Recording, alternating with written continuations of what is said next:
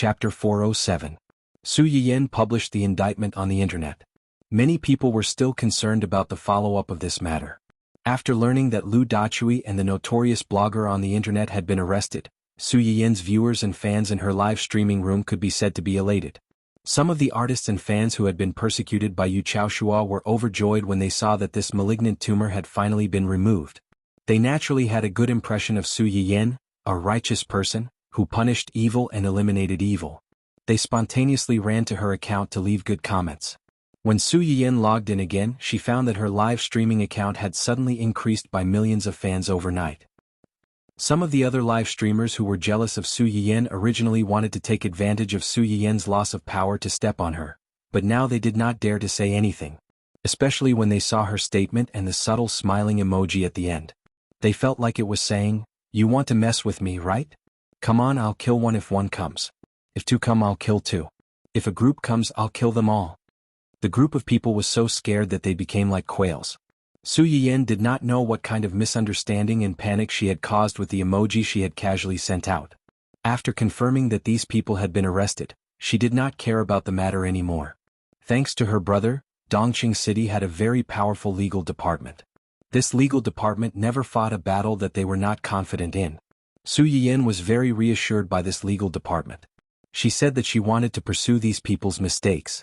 In fact, she only conveyed one request to this department, which was to make them pay the corresponding price for their actions. Su Yiyan knew that she was not a kind person.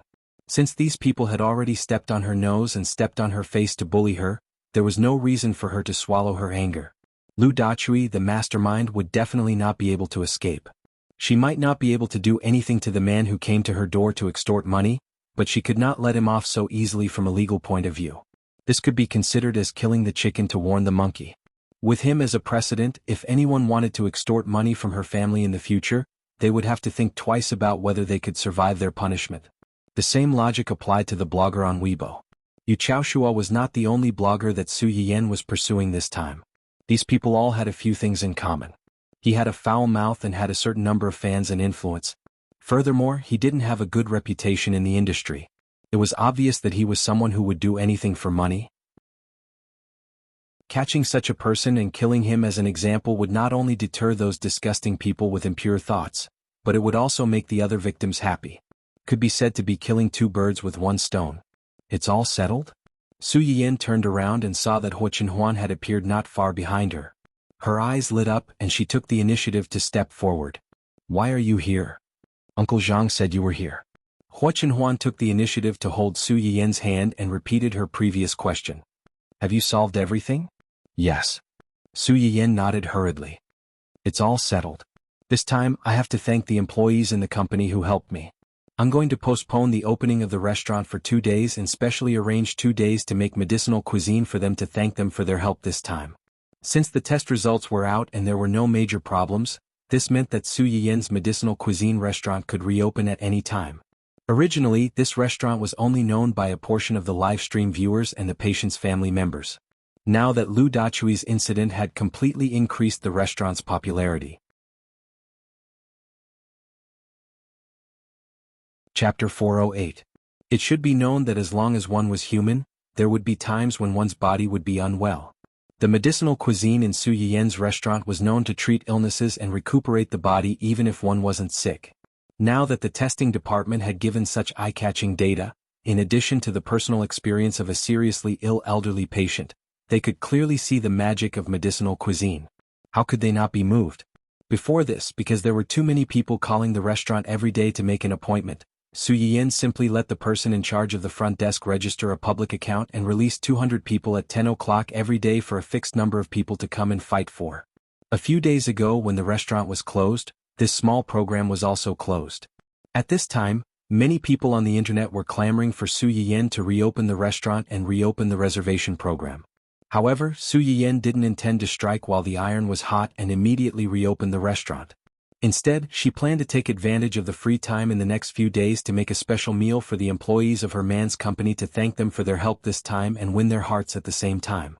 Hua Chenhuan heard her words and frowned. There are many people in these companies. Won't it be too tiring to cook for so many people? Although the companies managed by Zui Yanbai and the others didn't have many people in each company, there were still 300 to 400 people in total.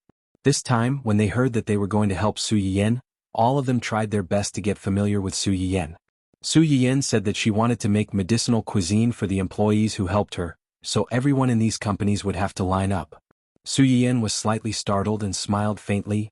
Why would I be tired? At most I'll help them take a look. The details are still done by the employees in the restaurant. Hua Qinhuan's frown didn't relax because of this. Su Yiyan also seemed to think of something and looked embarrassed. But your concerns aren't unreasonable. Before, I promised that the employees in the restaurant would have employee benefits. Although the companies managed by Yanbai and the others were founded by you, they are now under my name. In that case, these companies are also my companies and they are also my employees. The new employees in East City were all brought in by me using employee benefits. If they don't have such benefits, wouldn't they think that I'm biased? Su Yiyan's words unexpectedly calmed down Hua Qinhuan's mood, making his tense expression relax a little. They won't have any objections. Even if they don't mind, I still feel bad. Including this time, this group of little cuties who hid their achievements and fame had helped her several times. His own family members wanted to eat medicinal cuisine to nourish their bodies, yet it was so difficult. How stingy of a black-hearted boss. Hua Qinhuan pondered for a moment and suggested, take some time out this time to make a medicinal diet for them. In the future, as long as they are not seriously ill, we will look at their performance. Once a week, one team per department. The best performing staff will be rewarded. Su Yiyan blinked and quickly understood the meaning of Hua Qinhuan's words. She laughed and scolded, you are a profiteer. This rule was like a carrot dangling in front of a mule. If it was done well, they wouldn't have to line up to eat the medicinal cuisine that they dreamed of. In the future, wouldn't the employees in each department have to grit their teeth and strive for performance? Under such an atmosphere, why would he worry that the company couldn't make money? It was obviously an indirect move to squeeze the employees. In the end, these employees might be grateful to him, the black-hearted boss, and praise the company's benefits. Calling him a profiteer was not wrong at all. Chapter 409. Hua Qinhuan didn't care. He pulled Su Yiyan to sit on his lap and smiled. I have a more unscrupulous proposal. Do you want to hear it? What? In a month or two, it will be the annual recruitment day.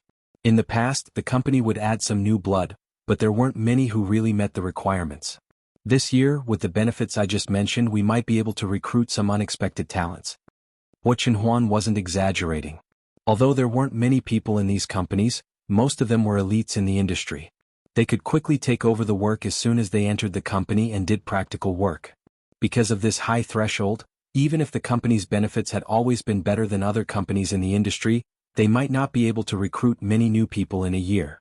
Now that there were benefits that other companies couldn't have, there might be a small explosion of surprise in this year's recruitment. Su Yiyan was stunned. She said with anger and amusement, your reaction is fast.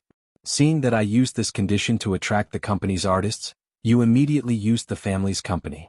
You really are an unscrupulous businessman who has been in the business world for many years. Hua Qinhuan didn't refute. He just looked at her with a faint smile and asked, you don't like unscrupulous businessmen? Su Yiyan wrapped her arms around his neck. She stared at him for a while, then suddenly leaned over and pecked his lips. Unscrupulous businessmen. Although it's a little bad, as long as it's you, I like it. Su Yiyan waved her hand and said excitedly, let's do it this way. We'll bring all the fat fish to our company and let the other companies be jealous. Dun Dun, who had been eating tons of dog food at home these past few days, quietly passed by and looked at his inexplicably excited master with a confused face. His master had become less intelligent since she married the dog's father. Sure enough, it wasn't unreasonable for humans to say that love would affect one's IQ. Su Yiyan, who didn't know that she was despised by the dog, finally remembered the main purpose of her coming here. Uncle Jiang has finished decorating that room these few days. Do you want to go in and take a look? Su Yiyan was talking about the rehabilitation room that he had asked Uncle Jiang to decorate a few days ago. The room was located at the end of the corridor on the second floor. According to Uncle Jiang, this room was originally Hua Qinhuan's toy room when she was young. It was more spacious than the other rooms, and it was perfect for storing the rehabilitation equipment. However, many of the things in this room were personally arranged by old Madame Hua before Hua Qinhuan was born. In order to move the rehabilitation equipment in, she was afraid that she would have to empty the room first. Because of this, Su Yiyan specially ran over to take a look at the layout of the room. In the spacious house, both the walls and the floor were covered with blue and white foam boards to prevent the children from falling and injuring themselves. There were small slides, swings, and even seesaws and other amusement facilities. Just by looking at every little detail in this house, one could see how the former owner of this house looked forward to the day when he would finally meet his child. Su Yiyan learned from Uncle Zhang that ever since Hu Qinhuan's parents passed away, he had never entered this room again. After asking this question, her heart was in her throat. Fortunately, Hu Qinhuan was only silent for a few seconds before she answered in a hoarse voice, "Okay." Chapter 410. No one visited the house all year round. Even if someone was in charge of cleaning, it was inevitable that the house would be less lively. Especially at this moment, the toys that were full of memories in the house had all been moved out and replaced with cold rehabilitation equipment, which made the house look even more deserted. Su Yiyan had been paying attention to Hu Qinhuan's reaction since she entered the house. Seeing that he didn't show any signs of rejection except for being a little absent-minded, she was slightly relieved. "I've asked Uncle Zhang to move the things in this room to the next room. When you're better, we'll move them back." Hearing this, Hu Qinhuan's expression changed a little. He shook his head and said, "No need." "Why not? She's gone." Hu Qinhuan's slightly lowered eyelashes trembled. "And I'm not a child anymore." "You're not, but there will be other children in our house in the future." Hu Qinhuan was stunned and realized the meaning of Su Yiyan's words. His voice became hoarse. "Other children?" Su Yiyan's small face blushed slightly. She lowered her head slightly to avoid his eyes. "There will always be." What responded to her was a long silence in the house. Just when Su Yiyan thought this was over, she suddenly heard Hu Qinhuan's low laughter. Su Yiyan's whole body trembled, and a touch of bright red floated to her cheeks. This embarrassment didn't last long. Su Yiyan took a deep breath and leaned next to Hu Qinhuan's wheelchair. She gently held his hand and brought the topic back to the beginning. "Your mother must be a very gentle and warm person." The smile in Hu Qinhuan's eyes didn't disappear. He softly corrected her, "She's our mother." "Yes, our mother." Hu Qinhuan was silent for a moment and suddenly gave a surprising answer, "You're very similar to her." Su Yiyan was shocked. "How so?" In fact, until now, she only knew that Hu Qinhuan had liked her for many years, but she didn't know when he fell in love with her or why he loved her so much. Hearing his words, Su Yiyan's heart skipped a beat, and a particularly melodramatic thought unconsciously appeared in his mind. Could it be that this guy had some kind of Oedipus complex and saw that she resembled his mother, so he transferred his affection to her and fell in love with her? "You're right. She's very gentle and warm. In my eyes you are the same." Hu Qinhuan took Su Yiyan's hand and kissed it. "Mom is Dad's light and you are mine." When my whole world was cold without any warmth, it was like the sun had suddenly jumped out from behind the dark clouds, bringing light and warmth to him in the darkness. The only difference was that what his mother gave him was boundless tolerance and love. Like the dense moonlight, it was gentle and didn't possess any lethality. Su Yiyan, on the other hand, was like a fire.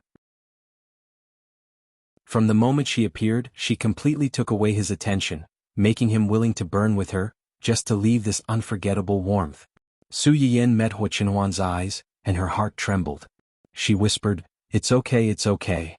"What's okay?" Su Yiyan's expression stiffened, and her eyes flickered. "No, nothing." Su Yiyan knew that she couldn't escape, so she could only whisper, "I thought." "What did you think? You thought that I liked you because you resembled my mother?" "Su Yiyan." This was awkward. Chapter 411. When Hu Qinhuan saw her reaction, he already had an answer in his heart. He bent his finger and gently knocked her head. He really didn't know whether to be angry or laugh. What are you thinking about in that head of yours?" Su Yiyan knew that she was in the wrong. She blushed slightly and didn't defend herself. Her eyes unconsciously drifted to the several rehabilitation facilities in the room. "Since you're already here, do you want to try it?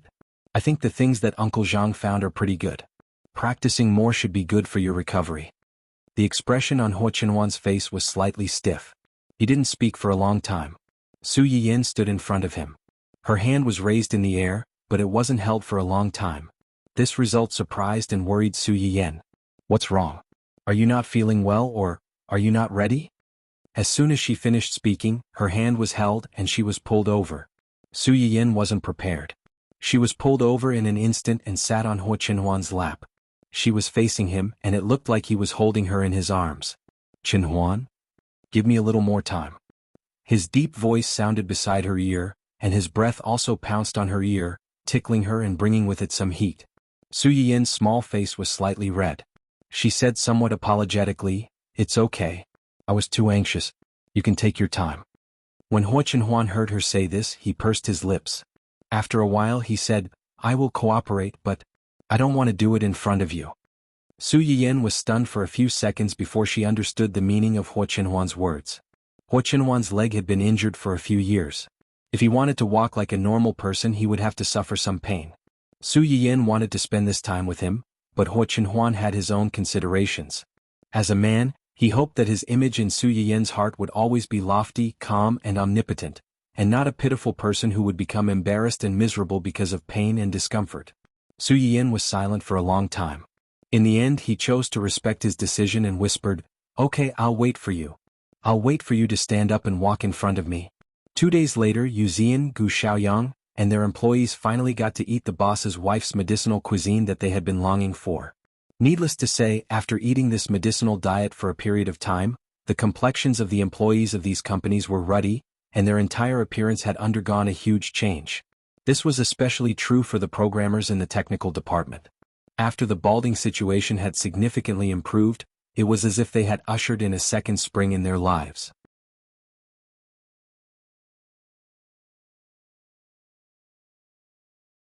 Chapter 412.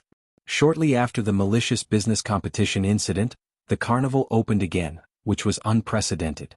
Some of the patient's family members even went to the store in person, trying to find out who the mysterious store manager was by indirectly asking the staff for information. The things in the store were solved, but there were still many things waiting for Su Yiyan to deal with in Dongqing City. Luo Weibing persisted to the last day of the contract period in the original agency. Under the dissatisfied and angry eyes of his agent, he completely terminated the contract with the original agency. When I left, Chang Pu's face was very ugly, as if he was going to eat me alive. I'm worried that he will make trouble in the next few days. Luo Weibing's mood was complicated for his agent.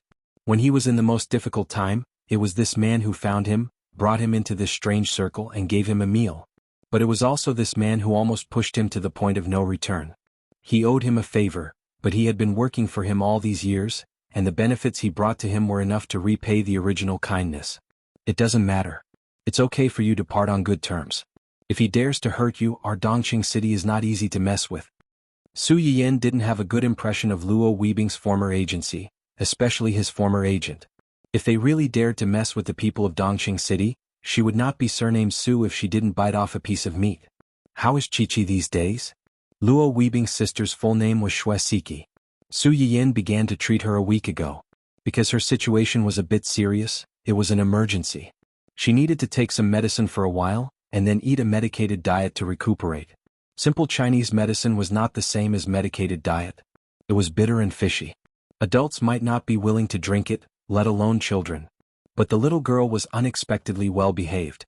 Whether she was pricked or drank the medicine, she didn't cry once and even comforted her brother. She was also very kind to the little sister who pricked her and made her drink the bitter medicine. She would softly call her sister Su Yiyan and say thank you to her. She was so sensible that it made people's heart ache. Who didn't like a lovely baby? Su Yiyan was no exception. They had only met a few times, but she had already fallen in love with this little sister. At the mention of his sister, Luo Weibing's face softened a lot. He smiled and said, "She's much better now. She's much more energetic these days. I don't know if she's short of breath or short of breath. When I went to see her yesterday, she looked much better and could eat by herself." That's good. However, he still has to continue taking the medicine for a while. Children are weak and need more nourishment. Luo Weibing hurriedly nodded, "I will keep an eye on her." Su Yiyan knew that Luo Weibing cared about his sister more than anyone else, so he didn't say anything more and pushed a document in front of him. "This is, the company accepted a new advertisement for you." Game? Luo Weibing glanced at the first party and was surprised. Although there was no lack of artists in the industry who endorsed games, compared to this, most artists obviously preferred to endorse electronic products or luxury products like jewelry. Luo Weibing's first reaction when he saw this endorsement contract was that the big boss signed him into the company and started to do it? But the next second, Su Yiyan's words completely put his guess out of the window. Yes, game endorsement, the first spokesperson of holographic games since ancient times.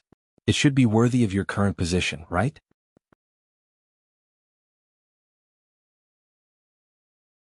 Chapter 413. Holographic game? Luo Weibing's eyes shrank slightly. He was a little confused by this news. Su Yiyan saw his reaction and thought that he did not play games and did not know much about these things. She explained, to put it simply, you only need a gaming capsule or even a gaming helmet to put you in the game scene as if you have really become a game character. In addition to not getting hurt or dying, it's like trying a second life that is completely different from reality. Luo Weibing was stunned and hurriedly said, I know what a holographic game is, I just surprised that this kind of thing that only existed in people's imagination before can become a reality? A little bit. Then this advertisement? I'm willing to take it. Su Yiyan was not surprised by this answer. That's good. By the way, you have a partner in this advertisement. Partner? Oh. Shui Kai Wei. Luo Weibing was stunned and felt a little guilty after he reacted. A few minutes ago, he suspected that Shui Kai Wei signed him into the company and revealed the face of a capitalist. She would start to harm him for money. As a result, not only did Shui Kai Wei not do this, but she also gave him a good resource. She even lent her own movie queen to help him fight the first battle after transferring to the company. In the final analysis, he gauged Shui Kai Wei's heart with his own mean measure. Shui Kai Wei has been accepted. Considering that I'm not sure if you two have any unpleasant history before, I came to confirm it with you first. Can you accept to take this advertisement and partner with her? Su Yiyan didn't have the habit of forcing others. Such a good resource was given to anyone. If the two couldn't get along with each other and made a lot of things during the shooting and even after, wouldn't she, as the boss, have a hard time? Yes. With such a considerate boss, Luo Weibing finally settled down and nodded. I cooperated with her once before, but I didn't have much contact with her and we didn't have any conflicts. Then it's settled. Su Yiyan said and seemed to think of something. In addition, the company is going to invest in a Shinsha movie based on the background story of this holographic game. When I think about it, I'll just let you two play it. Do you have any intention? It had only been an advertisement and the movie had already been scheduled. His new boss was really swift and decisive. If it were an ordinary person who had just changed companies, it would be the time to express their loyalty to their boss. If they were given resources right away, they would definitely be grateful, not to mention rejecting them. But Luo Weibing wasn't sure what kind of movie it was and whether the script was good or not. He didn't dare to promise casually. Secondly, he was still worried about his sister. Su Yiyan saw his hesitation and comforted him. It's okay. This is just a proposal. The specific script still needs to be perfected. It won't be too late for you to decide after you read the script. Dongqing City had several IP plans recently, and this holographic game background adaptation was just one of them. If Luo Weibing is really unwilling to take this script, it will be the same to change something else. She is a wise and democratic boss. Previously, when the medicinal cuisine house was slandered by the internet water army, apart from Huo Chenhuan and a few other companies' technical staff, a large portion of the audience in her live streaming room was also contributed the most. Most of them were girls. For this reason, Su Yiyan decided to do a special live broadcast to thank the audience for their enthusiastic protection.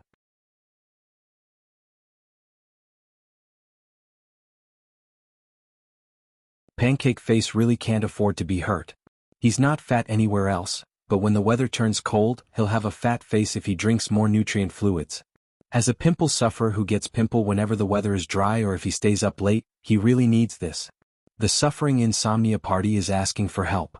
Every night, they would be especially energetic and would be forced to stay up until the latter half of the night. Their dark circles and eye bags would almost reach their chins, and their skin would become yellow and rough. If this goes on, I feel like I might die at any time. What Su Yiyan had just said was extremely accurate, and it poked at the endless troubles of these young people. Seeing so many comments, Su Yiyan knew that she had chosen the right thing to do today. She took a deep breath and smiled faintly. Whether it's really effective or not, you'll only know after you try it.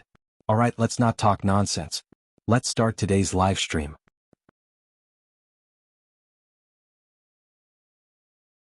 Chapter 415.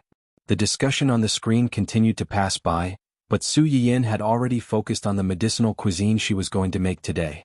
Today I'll make a few soups, a few porridge, a few stir-fried dishes and desserts and juice. As soon as Su Yiyan's voice fell, many viewers in the live broadcast room couldn't help but swallow their saliva, as if they could already imagine how delicious these things would be when they were made. The soup will take a long time. Let's make the soup first. The first dish Su Yiyan made was fragrant tofu loach soup. Tofu could not only detoxify, but also moisturize the skin. It was good for the skin for girls to eat more. Loach was not only antibacterial and anti-inflammatory, but also could help to remove acne marks. With some fragrant tofu, red dates and broth, it could not only nourish the liver and improve qi, but also beautify the skin. The second soup was wolfberry leaf pig liver soup. Su Yiyan had previously made wolfberry leaf porridge with wolfberry leaf, and pig liver. Wolfberry leaf was not used in this soup, but Astragalus and Radix polygonatum. These two herbs nourished the liver. Not only could it improve the eyesight, but it also had a significant effect on dark circles, bags and other problems. The last dish, tremella, papaya and crucian carp soup, was a little more troublesome. First, the fish needed to be fried, then the tremella, papaya, and some red dates were added into the pot to stew. Tremella was a particularly nourishing Chinese herb for girls. Eating more of it could not only nourish the lungs, but also improve the symptoms of yellow complexion caused by the deficiency of qi in blood. Papaya had a certain breast enlargement effect. Stewing it with crucian carp and tremella had a certain therapeutic effect on girls with breast dysplasia. Almost half an hour had passed by the time Su Yiyan finished cooking these soups. When she looked up, she saw that the screen was full of requests for the medicinal cuisine to lose weight. Obviously, someone had gone out to publicize it and called those fat people, who were suffering from obesity. Su Yiyan really didn't expect there to be so many fat people in this era where people basically ate nutrient solutions and only occasionally had the opportunity to go to high-end restaurants to have a sumptuous meal. It was also because most of the people around her had good figures. The only chubby one seemed to be her family's dun-dun. This little fatty had been eating well for the past few months, so he had gained a lot of weight. Now he was already a solid ball. Occasionally she would feel her hands getting sore from carrying him for too long. It was not a good idea to continue being so fat. It seemed that he had to control its diet. Dun-Dun, who was inexplicably implicated and about to face a reduced meal. Sure enough, now that he had a little fairy, he didn't want this big treasure anymore. Even his rations had to be deducted. It was really too difficult for him. The soup is ready. Since everyone is curious about the diet, let's make a few diet dishes. The first one was black rice, red bean and coconut porridge. Red beans had the effect of slimming. Eating red beans could not only replenish blood, but also slimmer face and slimmer legs. Moreover, red bean porridge can be eaten as a staple food. It's easy to fill your stomach, and under the premise of slimming down, you won't go hungry. To lose weight, one did not have to diet like those celebrities who needed to lose weight in a short period of time. Eating some food that could fill one's stomach but was not high in calories could also play a certain role. However, the effect was often not immediate and needed to be sustained for a period of time. This meant that the person needed a certain amount of endurance and self-control to not eat anything else while eating these foods.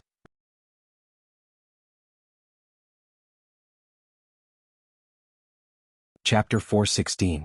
Black rice has the effect of hair growth and is also one of the miscellaneous grains. It is not easy to get fat after eating it. It can also treat hair problems while losing weight.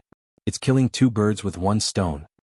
After cooking the two together, some coconut juice and shredded orange peel were added. The porridge's fragrance instantly became rich. The second diet meal was fresh bamboo shoots and konjac noodles. Konjac had a very significant filling effect like miscellaneous grains. Corn bamboo shoots and water bamboo shoots were relatively low in calories. Together with the medicinal juice made from rhubarb and licorice, it could not only reduce weight but also improve immunity. Finally, there was a celery vegetable juice. It was juice made from celery, tomatoes and grapefruit, with some fructose or honey added. When this vegetable juice was released, there were different voices. People who liked it very much, but there were also many people who did not like it. This vegetable juice is a bit unpalatable. It tastes a bit like nutrient solution. It's not the flavor I like. I think it's not bad. It's refreshing. If it was chilled in summer, I feel like I can drink a big cup in one go. Su Yiyan did not care too much about this. There were some differences in taste, especially when celery was added to the juice. Some people did not like this taste very much. After making some soup and porridge, Su Yiyan began to heat up the wok to cook. The first dish was braised pork trotters. Pork trotters were rich in collagen. Eating more of it could make the skin smooth and white. It could also help to remove the acne marks left behind by acne. Before this, Su Yiyin had simply processed the pork trotters. He blanched them once and marinated them with soy sauce and cooking wine for half an hour. It was just ready to be put into the wok. The previous few soups and porridge were slow stews. They had to be simmered slowly to bring out the fragrance of the food. This dish was different. As soon as it was put into the wok, a fragrant smell floated out. After seasonings such as star anise and cinnamon were added, it was as fragrant as the previous braising ingredients. It caused a heated discussion as soon as it was taken out of the wok. I have seen pork trotters in high-class restaurants before. They are usually used to stew soup. My mother ordered it once. I took a bite out of curiosity and felt that the taste was a bit strong. I always felt that it was not clean and did not particularly like it. But the host's pork trotters are really amazing. The unpleasant smell is not mentioned. It's especially chewy and flavorful. I feel like I can eat a lot of white rice with this. This pork trotters taste a bit similar to the braised food the host made before, but it's especially chewy. Especially the juice in it. It's mixed with noodles and rice.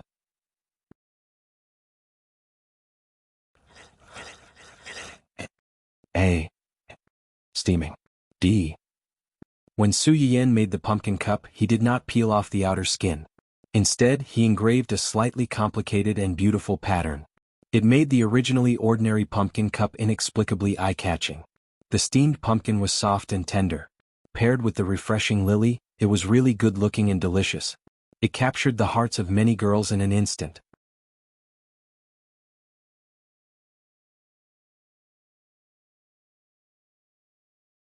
Mingming ruin. Taking a closer look, this person seems to have drawn.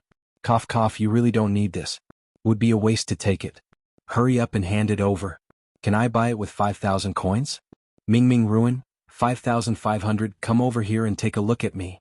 Mingming ruin, 6,000, no more. Mingming ruin, 6,600. That's an auspicious number. 7,000? A good condemnation suddenly turned into a live auction. At first, this person pretended to be dead and didn't want to respond. Later, perhaps because too many people at him, he finally popped up. Mingming ruin, not selling. We don't lack money at home. Thank you. The food is for my wife. I didn't order it by mistake. The audience. The single dog felt a critical hit from the couple. Su Yiyin. Okay.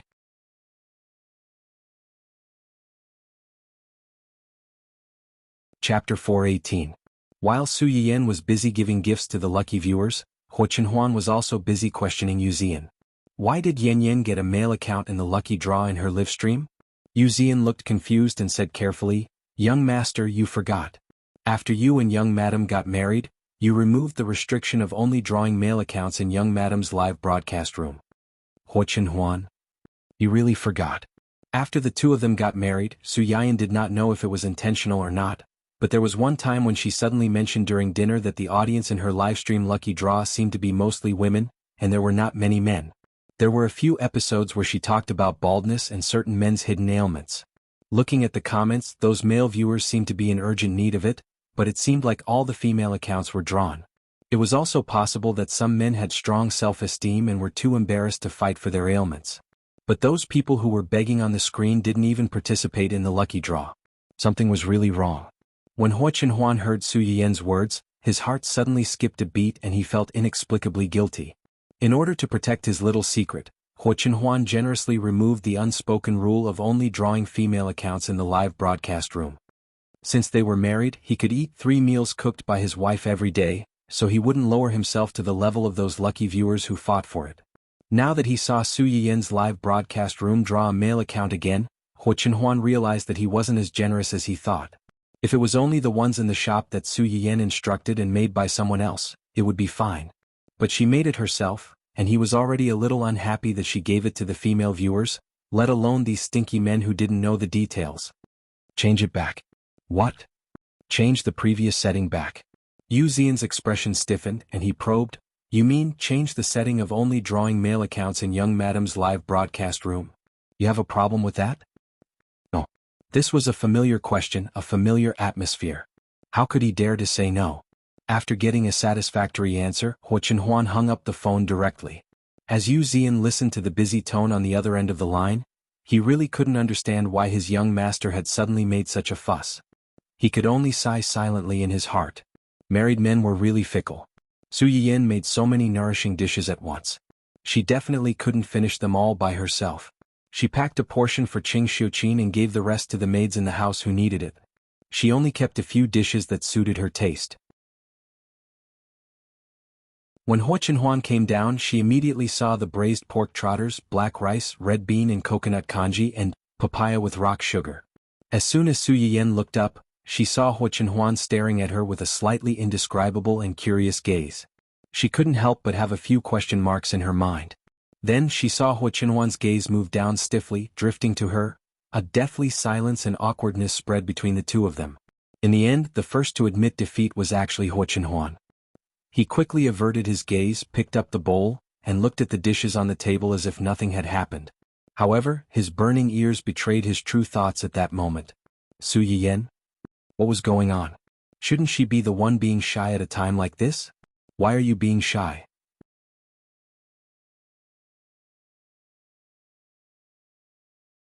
Chapter 419. Su Yiyan's eyes turned slightly. She held her chin and said with a faint smile, I just saw a post on the internet. It's quite interesting. Huo Qinhuan's hand suddenly paused. What post? A discussion post about whether boys like girls with big breasts or girls with small breasts. Huo Qinhuan's spoon hit the bowl with a clang. The bright red that stopped at the tip of her ears suddenly spread to her cheeks and neck. Don't look at these useless posts. Su Yiyan suppressed her laughter and said smoothly, It's indeed useless, but I'm very curious. What? Do you like girls with big breasts or girls with small breasts? Huo Qinhuan's mind went blank. When she looked up, she met Su Yiyan's teasing gaze. She knew that someone was deliberately teasing her. While it was funny, she also felt a little embarrassed. You're very good like this. Su Yiyan was slightly stunned. Then her eyes curved slightly. She dragged her voice and said, Oh, I understand. Huo Qinhuan? Understood? Understood what? Just by listening to her tone, Huo Qinhuan was sure that what she said was definitely not what he thought. However, no matter how curious she was, Huo Qinhuan did not dare to ask in detail. She was afraid that Su Yiyan would say something shocking again and she would not be able to handle it. Uncle Zhang, who was standing not far away, listened to the young couple's conversation and could not help but smile kindly. Young couples should often tease each other. Only by bickering could their relationship warm up and not separate. As an old man, he found it interesting to see such a young couple. The two of them had dinner peacefully. Huo Qinhuan suddenly asked, Do you have anything to do tomorrow night? Nothing. Su Yiyan basically went home after work. What's wrong? Then accompany me out tomorrow night. Out? To do what? Su Yiyan was a little surprised. Huo Qinhuan actually took the initiative to say that she wanted to go out. Could it be that she wanted to go on a date with her? To attend a birthday banquet. Su Yiyan was stunned. Birthday banquet? Whose birthday banquet? It's the birthday banquet of the old master of the Lan family. Huo Qinhuan was afraid that Su Yiyan did not understand, and then explained, Mr. Lan and my father have been friends for many years. When Uncle Zhang heard this, he also chimed in, Master and the Lan family's master were high school friends. When Master and Madam were alive, the relationship between the two families was very good. After the two of them passed away, only the Lan family took good care of the young master. Tomorrow is old Master Lan's 70th birthday. It's reasonable for young master and young madam to congratulate him. When he said that, Su Yiyan understood. Huo Qinhuan's parents had handed over the Huo Corporation to Huo Qihan before they died. Huo Qinhuan's legs were like that, so she had obviously been abandoned. Businessmen valued profits. Some of the so-called partners who had gathered because of profits naturally knew who to please and who to belittle at this time. Who didn't know how to add flowers to a brocade. People's hearts could only be seen when charcoal was in snowy weather. This Lan family was indeed very righteous to help Huo Qinhuan under such circumstances and take care of this orphan of an old friend. No wonder Huo Qinhuan, who didn't like to go out, wanted to attend this old man's birthday banquet in person. Su Yiyan understood and felt a little distressed at the same time. Every time she thought about how Huo Qinhuan had endured in the past few years, she couldn't help but feel sad and regretful that she hadn't met him earlier.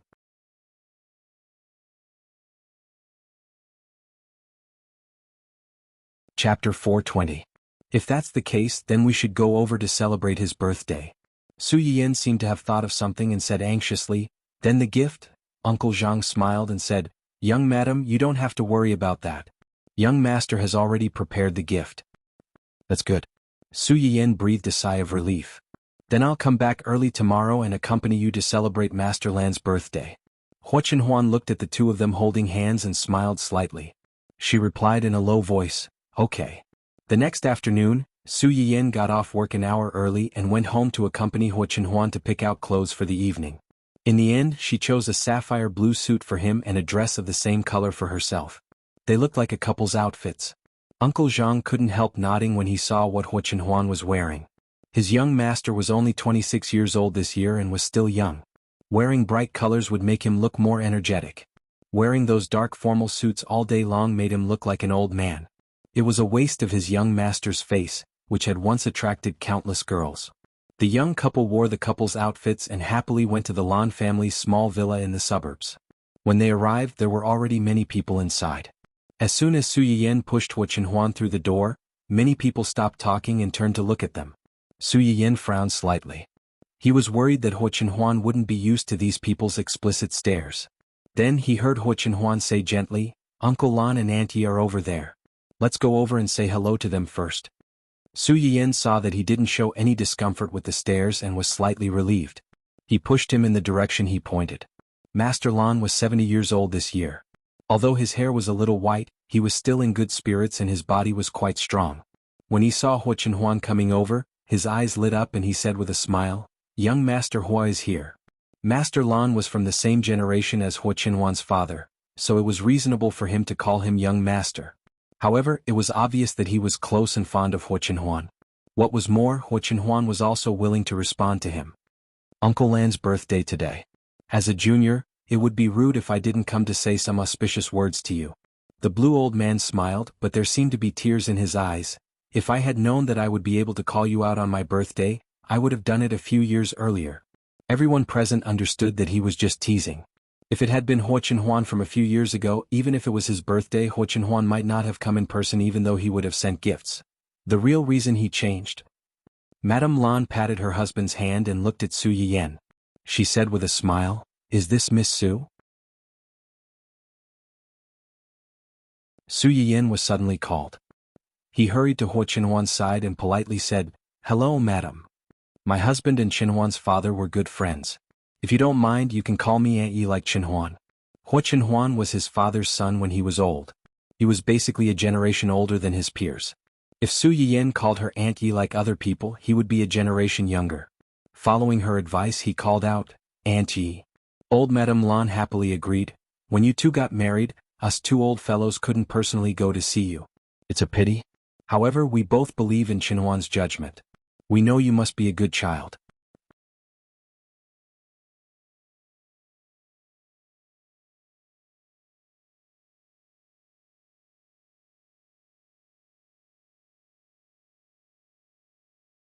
Although old Master Lan wailed, there was no dissatisfaction or anger in his eyes. There was only a smile and indulgence. Jealous? Su Yiyan was shocked and turned to look at Hua Chenhuan by reflex. As soon as the servant met his smiling eyes, she snorted and threatened, "If you make me angry in the future, I will hit you like she did." "Okay, I promise I won't fight back." Su Yiyan frowned and said with dissatisfaction, "Shouldn't you say you won't make me angry at this time?" Hua Chenhuan. "What a mistake." "Yes, I promise I won't make you angry in the future." "That's more like it." Several of the younger generation of the Lan family who wanted to step forward to stop the fight but happened to hear the conversation between the two. "This is too much. We just ate the old man's dog food and now we have to eat yours. Do single dogs have no human rights?"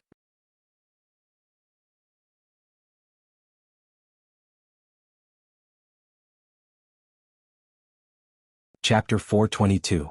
After the commotion caused by old Madame Lan, the atmosphere between them returned to its original harmony. When the people on the other side saw this scene, they were not in a good mood like Su Yiyan and the others. "What's wrong with old Master Lan? We came to celebrate his birthday out of kindness, but he's so nice. He ignores us, but he's very enthusiastic about Hua Chenhuan and that little b*****. Hua Chihan listened to his wife's complaints, and his face was as black as the bottom of a pot. Chenhuan is a family Hua after all.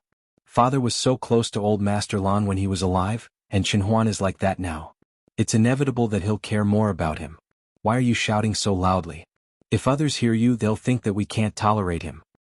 Mrs. Hua choked, but she still felt a little uncomfortable. He's a family Hua, but aren't you?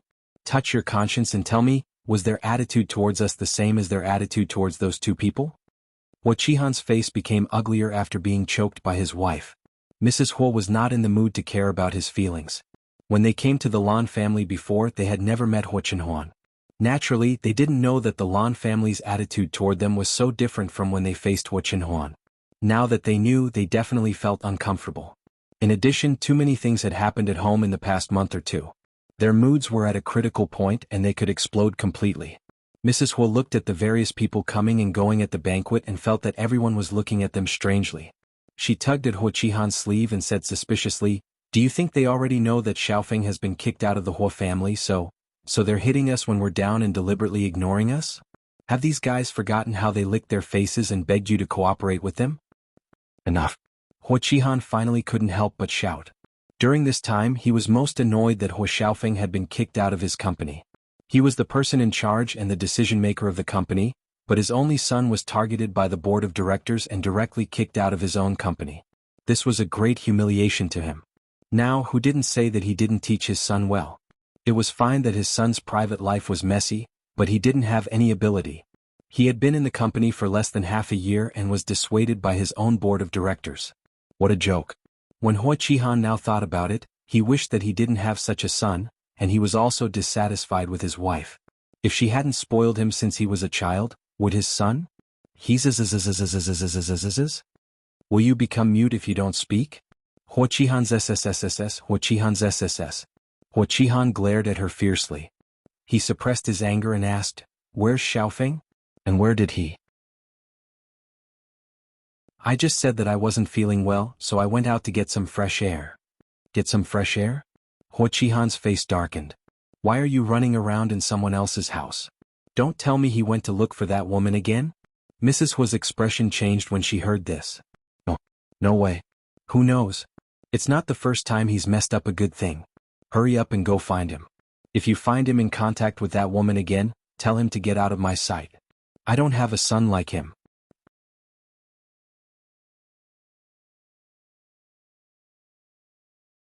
Chapter 423.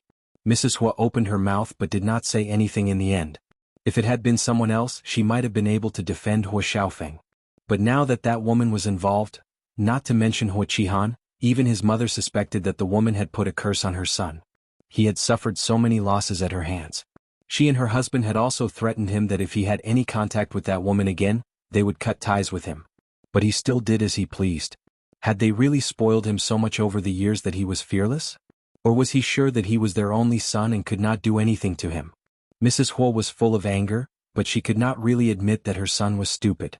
So, she put all her resentment on Wen Jingping. In the original novel, Mrs. Hua did not have a good impression of Wen Jingping, the heroine from a poor family. She felt that she was not worthy of her son. Now, Wen Jingping had dragged her down several times.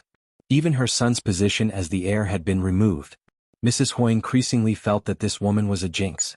She was afraid that she would never accept such a daughter-in-law in the future. Family Hua and Mrs. Hua were losing their minds. They were almost angered to death. On the other hand, Hua Chenhuan and Hua Xiaofeng were enjoying the highest courtesy of the Lan family. Unfortunately, although Old Master Lan and Old Madam Lan liked Hua Chenhuan, they were old and did not have much energy. After a few more words with the two of them, she asked her son and daughter-in-law to help take care of them. When the men gathered together, most of the topics they could find to talk about were related to business. Mrs. Lan was worried that Su Yiyan would be bored listening to them, so she asked her daughter-in-law to take Su Yiyan to the side to eat something. Today, the Lan family's private chef was in charge of the food and beverage at the banquet. The chef was somewhat famous outside. Some of the people at the banquet had come because of his reputation. Therefore, it was not rude for the two of them to hide and eat at the side. Su Yiyan tried some of their snacks. He had to admit that this chef was quite capable. The food he made was much better than the chef's outside. "Is it to your taste?" Lan Foran's eldest daughter-in-law Yen Xiaoran saw that Su Yiyan had only taken a bite of the pastry before stopping, and asked with a faint smile. Su Yiyan seemed to have woken up from a dream. "It's quite delicious. Grandma's appetite isn't that good when the weather gets hot. If the food at home isn't good, she won't be able to eat." Su Yiyan understood instantly. No wonder the Lan family chef was so good at cooking. If it wasn't so good, he might not have been able to enter their house. These men never stop talking once they start talking about serious matters. We can't even get a word in if we stay by their side. Why don't we come over and eat something first? You and Shenhuan didn't eat anything before coming here, did you? I came here in a hurry, so I ate some snacks that I made this morning. I'm not particularly hungry. You know how to make pastries too? Yan Xiaoran was a little surprised. I've learned a thing or two from my family's chef, but the taste is not as good as yours. Yan Xiaoran was quite confident in her family's chef's craftsmanship, but she was surprised. Your family's chef doesn't hide anything. Su Yiyan smiled and did not say anything. Just at this moment, a slightly familiar figure walked in from outside, attracting Yan Xiaoran's attention. Little Yi, come here. Yan Xiaoran waved at the young man not far away and called him over. Su Yiyan followed the sound and saw the person approaching. His eyes widened slightly and he was surprised. It's him?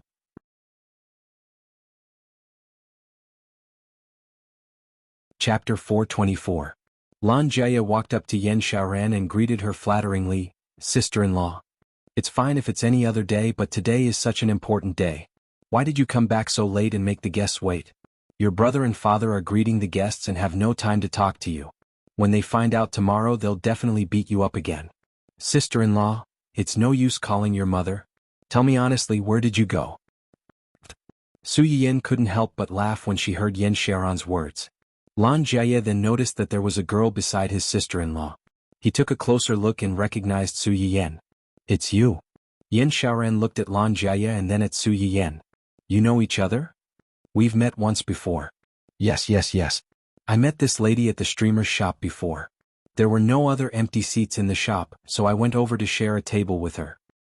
Streamer? Yan Xiaoran thought for a moment and knew who Lan Jia was talking about. She looked at Su Yiyan with an inexplicable sense of friendliness. You're a fan of the streamer too? Su Yiyan laughed dryly and didn't say yes or no. Yan Xiaoran stared at her for a while and felt a little strange. Lan Jia didn't think much of it and said casually, I left in a hurry last time and didn't have time to ask for your name. I thought we wouldn't meet again, but I didn't expect to meet you again at my grandfather's birthday banquet. It's fate. Grandfather? Then the grandmother you mentioned before. She thought about how Lan Jia said his grandmother had a bad appetite and how Yan Xiaoran said old Madame Lan couldn't eat when the weather was hot. She immediately understood. Su Yiyan touched her nose awkwardly and thought to herself, this is too much of a coincidence. The first audience she sent to her live streaming room happened to be a member of the Lan family. Yes, have you met my grandparents? Lan Jia asked and then remembered that he still didn't know Su Yiyan's name. You're a guest today too? You are. Before Lan Jia could finish his words, Yan Xiaoran stepped forward and introduced him. Little Yi, this is your Uncle Hua's wife. Based on seniority, you should call her aunt. Su Yiyan almost choked on the pastry. No need. Just call me by my name. Although Su Yiyan had always used her status as an aunt to annoy Hua Xiaofeng, she was actually not used to being called an aunt by her peers. Lan Jia heaved a sigh of relief. That's great. I'm not used to addressing someone who's not much older than me as my aunt. Wouldn't that make her sound old? Jia. Yan Xiaoran yelled at him in disapproval. It's okay. My surname is Su and my name is Yayan. Lan Jia's attention was instantly diverted. Yayan? Which Yan? Don't talk when eating or sleeping. Isn't that the streamer's Yan? What a coincidence. Su Yiyan's expression completely froze. She lowered her head and took a bite of the pastry to hide the guilt in her eyes. She laughed dryly and said, it's quite a coincidence. At that time I followed her because of her name. If she had known that such a day would come, she would not have been lazy to give herself such an ID name. No wonder. Lan Jia said casually and did not take it to heart. On the other hand, Yan Xiaoran heard Lan Jia's words and saw the change in Su Yiyan's expression. She suddenly thought of something and looked at Su Yiyan with a meaningful gaze.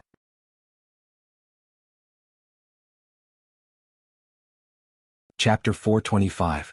Yan Xiaoran took a long look at Su Yiyan before returning to the original topic. You haven't told me where you went just now. She then added, don't try to lie to me. You've been going out from time to time these past few days. Your brother already asked your classmates and friends. You didn't look for them when you went out. Where did you go? Lan Jie was only a few years younger than Yan Xiaoran and Lan Minghan. Yan Xiaoran didn't really want to interfere with Lan Jie's private life, but he had been going out too often recently, and his family had noticed that something was wrong. Although Lan Minghan didn't say anything, he was actually a little anxious. He was afraid that Lan Jie would learn bad things from some shady people or that he didn't dare to tell them. That was why Yan Xiaoran wanted to take this opportunity to ask him properly. Lan Jie was a little embarrassed when he heard her words. He laughed foolishly and said, It's nothing. I just went to pick someone up. Pick someone up? Yan Xiaoran frowned slightly. Oh. Lan Jie giggled foolishly again. He fidgeted and didn't say anything, just like a young lady. Su Yiyan watched from the side and suddenly had an epiphany. Girlfriend? Yan Xiaoran was stunned. A few seconds later she reacted and exclaimed, Really? You have a girlfriend? When did this happen? Why didn't you tell us something so important? Lan Jie blushed slightly and said with a smile, It happened a few months ago. We just confirmed our relationship recently, so I didn't tell you guys. So you've been going out to look for her recently? Even today? Yeah. Then why didn't you just bring her over? She said that we just started dating and she wasn't ready to meet my parents right away. Yan Xiaoran raised her eyebrows. She sounded like a reserved girl, but she didn't know what her personality was like. Is that girl your classmate or someone introduced her to you? Did you pursue her first? Lan Jie didn't want to hide it anymore and said honestly, We're from the same school but we're not in the same faculty. She's a year younger than me. As for pursuing her, you could say that I pursued her first. Why do you sound like you're not very sure? Actually, I only had a good impression of her at first. I didn't have that kind of thought. Then why are you? It's all because of the host's Chinese motherwort boiled eggs. Su Yiyan was shocked when she was suddenly called out again. What does this have to do with the streamer? She remembered that the online ID of this young master of the Lan family seemed to be, What can I do if I don't like you? Did she draw him in the boiled eggs with motherwort episode? Yan Xiaoran saw her reaction, and her eyes flashed with a ray of light. Lan Jie smiled awkwardly and said, Didn't the streamer pick 3 lucky viewers during the live stream? I contacted one of them and asked her to transfer the prize to me. I wanted to give it to you but I didn't expect. Yan Xiaoran suddenly realized that when the Chinese motherwort boiled eggs were delivered to her, she was on her period and was in extreme pain. She heard from Lan Minghan that he had won this item from a lucky draw while watching someone's livestream. It was effective in treating menstrual pain. Before he brought it back he had already tried it himself. There weren't any problems so he asked her if she wanted to try it. Although Yan Xiaoran felt that the stuff online wasn't very reliable, her stomach was really hurting so she drank it in the end.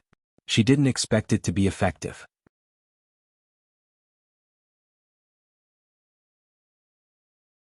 Chapter 426. It was also from then on that she and Lan Minghan became Su Yiyan's diehard fans. However, other than tipping and participating in the lucky draw, they spent most of their time lurking and did not have much of a presence.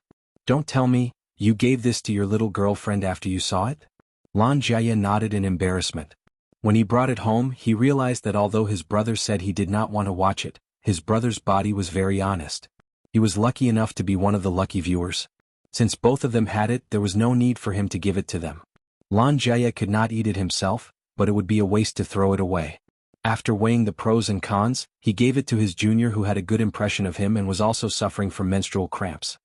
He did not expect that when he gave it to her, others would think that he was wooing her. His junior did not think that way, but she felt embarrassed not to reciprocate after eating his food. As time went by, the two of them came into contact with each other. After that, the two of them began to have feelings for each other. Naturally, when the conditions were right, success was achieved. After hearing his explanation, Su Yiyan said with a stiff face, So, when you said you wanted to meet her personally and thank her, it was to thank her for unintentionally bringing your marriage together? That's one reason. My grandma's incident is another. Yan Xiaoran nodded in understanding and chuckled. So, the streamer is your matchmaker? Su Yiyan? No, she did not want to be their matchmaker at all. Lan Jie touched his nose and smiled a little foolishly. You can say that. Okay. I'm relieved to know that you're just getting a girlfriend and did not do anything bad. If something like this happens again in the future, you should tell us earlier so that our family doesn't know the inside story and secretly let their imagination run wild. Got it? Okay, go find your brother and the others. I have something to talk to your aunt about. Lan Jie instinctively wanted to ask something, but he was afraid that Yin Xiaoran would ask him about his girlfriend. He could only suppress his curiosity and hurriedly leave. As soon as he left, Yin Xiaoran looked at Su Yiyan and suddenly picked up a piece of pastry from the table and handed it to her. "Eat one more." Su Yiyan had just eaten one. Seeing that the taste of this pastry seemed to be different from the previous one, she didn't think much of it and reached out to take it. Su Yiyan raised her head and looked at her in confusion. Her hand was already holding the pastry, but the other party did not let go. Before he could say anything, he heard Yin Xiaoran say, "You are actually the host, right?" Su Yiyan's eyes narrowed and her smile was a little stiff. "What did you say? How could I? I recognize your hand." And? Su Yiyan reflexively retracted her hand.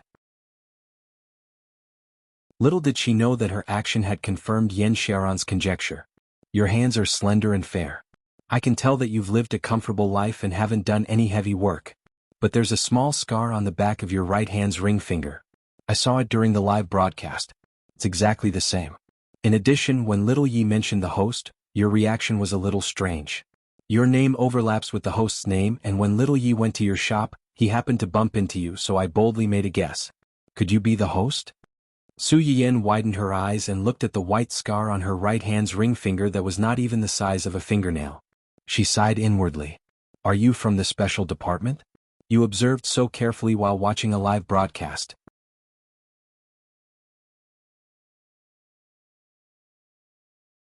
Chapter 427. Su Yiyan complained in her heart. Her mouth twitched. "Why didn't you tell him just now? Since you don't want to show your real face to others even though you've opened a shop, and you don't want to reveal your identity when you see Jia Yi, I think you don't want too many people to know about this." Yin Xiaoran winked at her playfully. "Don't worry, I won't tell anyone." Su Yiyan's mood was complicated. She didn't know whether to be sad or happy. "I know it's rude of me to ask about your identity so rashly. But recently I've been troubled by a question. It's rare to meet the right person, so I couldn't help but ask." "What's the question?" "Can pregnant women eat rock candy papaya?" Su Yiyan almost choked on her own saliva. Wait, rock candy papaya? Did you make it yourself?" "Of course not, it was a gift from the streamer's live stream." "Did the streamer forget?" Su Yiyan's eyes widened slightly. She had a bold guess in her heart. She asked tentatively, "Pardon me for asking, but your husband is—" "My husband's surname is Lan, and his name is Ming Han." "Lan Ming Han. This name, Ming Ming? Ruin? Does the streamer remember him?" The corner of Su Yiyan's mouth twitched a few times. She thought to herself, the only male viewer who won the prize was just right. After that, he even showed off his affection in her live broadcast room. If she still did not have an impression of him, then she would be too careless. "It's okay to eat a little, just don't eat too much." "That's good." Yin Xiaoran breathed a sigh of relief. "Speaking of which, Jia Yi isn't the only one who needs to thank you. Ming Han and I also need to thank you.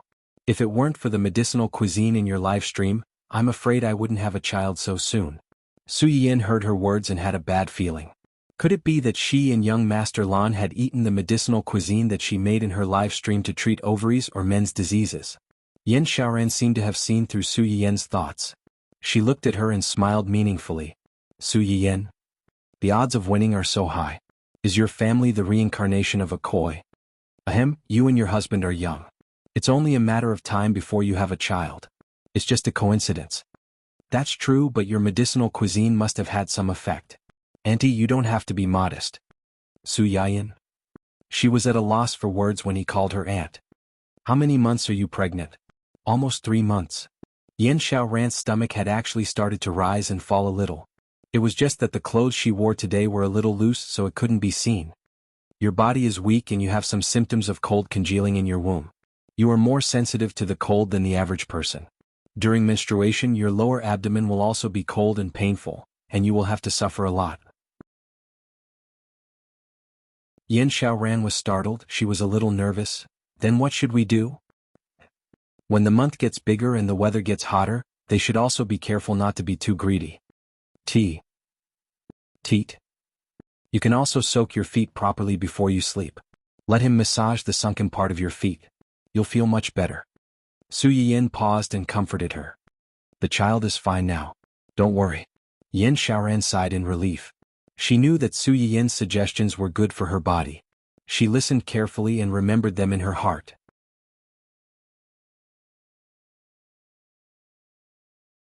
Chapter 428. If you feel any discomfort after giving birth, you can also ask me. Su Yiyan then seemed to think of something and added, you can also ask other doctors. I'm not as professional as they are. Yan Xiaoran smiled. In my opinion, you're much more reliable than them. Su Yiyan smiled but didn't say anything. She said this to Yan Xiaoran only because she cared about the kindness of the two elders of the Lan family who had helped Wuxia in the past. Yan Xiaoran was the eldest daughter-in-law of the Lan family. As Father Lan gradually handed over the Lan family's company to Lan Minghan in recent years, Mother Lan slowly gave up her position as the mistress of the Lan family. She accompanied her husband and the two elders to live a leisurely retirement life. At first, no one noticed that she was separated from the main group. Now that they saw the two of them hiding in a remote corner, they came over one by one. In just a few minutes there were already 5 or 6 more people around the two of them. These people came for Yan Xiaoran and most of them didn't know Su Yiyan, so they didn't dare to talk to her rashly. Su Yiyan saw through these people's thoughts and was happy to be invisible. However, when she turned her gaze, she happened to see Hua Qihan, his wife, and Hua Xiaofeng not far away. This family of 3 was quite interesting. They came to attend someone else's birthday banquet, and their faces were dark the whole time. Especially the father and son, they didn't even want to look at each other and kept their backs to each other. Those who didn't know better would think that they weren't father and son but enemies. Mrs. Hua, who was sandwiched between the two of them, was naturally in a bad situation. She looked at her husband and then at her son, and she looked like she didn't know how to persuade them. A madam who wanted to please Yan Xiaoran but couldn't get a word in edgewise saw that Su Yiyan had been staring in the direction of the family of 3. Her eyes flashed and she finally found an opportunity to speak. Hey, aren't those people over there from the family Hua? Why do they look like they're quarreling? The other madam's attention was also instantly attracted. Family Hua? The family Hua of the Hua group? Who else could it be? Why are they here? When Yan Xiaoran heard someone suddenly mention the family Hua, she subconsciously glanced at Su Yiyan. Seeing that her expression didn't seem to change, he faintly said, Family Hua's old master and our old master have known each other since they were young. Today is old master's birthday, so we invited these people to join in the fun.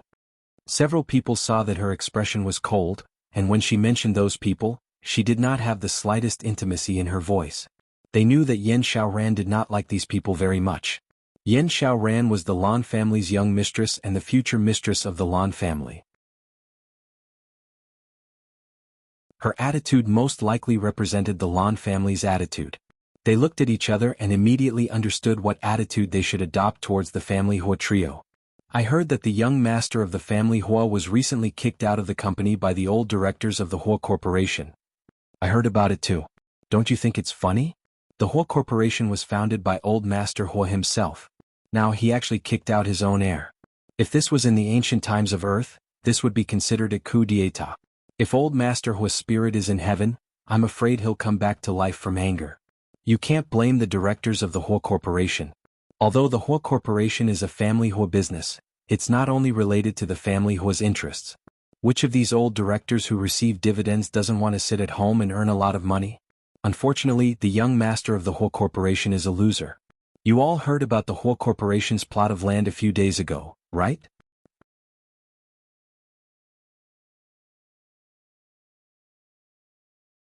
Chapter 429. Yes. I heard about it too. Didn't the Hua Corporation donate that piece of land later on? They're a big corporation after all. They donated such a large piece of land just like that. Do you think they wanted to? They were forced to do it. I have a distant relative who happened to be in charge of the handover of that piece of land. I heard that because young Master Hua was in charge of that piece of land, he didn't get anyone to survey it before bidding for it. When they started construction, they immediately dug up something underneath. Coincidentally, young Master Hua brought a girl to look for Miss Su at the time, and the media happened to expose it. The Hua Corporation's reputation was damaged, and their stock price kept falling. They had no choice but to donate that piece of land to salvage some of their reputation. I know about that too. Do you think there's something wrong with young Master Family Hua's brain? When he broke off his engagement with Miss Su at the same time, it was such a big deal. Anyone with eyes could see that they were in the wrong. Yet, he still had the audacity to bring that mistress to look for Miss Su so openly. It looks like he really doesn't think he's in the wrong. These people only heard rumors and didn't necessarily understand the details. Otherwise, they would have recognized that the person sitting in front of them was one of the main characters in their conversation. One of the ladies said with a dark expression. Which one of these stinky men thinks they're in the wrong for abandoning their wives to look for other women? If it weren't for that piece of land, they might have been picked up high and put down lightly again. If you ask me, young Master He deserves to be kicked out of the whole corporation. Not only is he incapable, but his character is also terrible. If the whole corporation is really handed over to him, I'm afraid it's the end. Perhaps they wanted to use the family Hua as a stumbling block, or perhaps it was because the family Hua's reputation in the industry wasn't good, but they spared no effort in criticizing the family Hua. Su Yiyan listened from the side and more or less took pleasure in their misfortune. When the other ladies heard the last lady's words, they looked at each other and understood what was going on. This madam's younger sister just so happened to be married to a man with a mistress outside. Before the marriage, she thought that he was a good man, but who knew that he would only reveal his true nature after the marriage? The madam's parents were old-fashioned people. They felt that it would be difficult for their daughter to find another man after the divorce, so they kept preventing her sister from getting a divorce. Her younger sister had been tortured for a few years. 2 years ago, she couldn't take it anymore and decided to castrate her husband and wipe her own knife. With such a record, it was normal that she did not have a good impression of Hua Xiaofeng. After all, most people would only feel pain when they stabbed themselves or the people they cared about. Now that their heir has been kicked out, I'm afraid the whole corporation is coming to an end. That's not necessarily true. Who knows, Mrs. Hua might be able to give birth to a young master for the family Hua. Ha ha ha ha. When these words came out, several people could not help but laugh. In fact, they also knew that instead of hoping that Mrs. Hua would be able to keep her promise, it was better to hope that Hua Qihan would be strong and find another woman to give birth to a younger son for him. Even so, there were still some people who were not optimistic about this family. Actually, the family Hua has been going downhill over the years since it was handed over to the current person in charge. Isn't that so?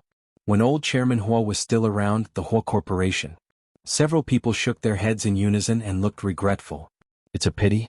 If the young master of the family Hua hadn't met with an accident back then, the Hua Corporation would be in charge of the Hua Corporation. The Hua Corporation might be different now.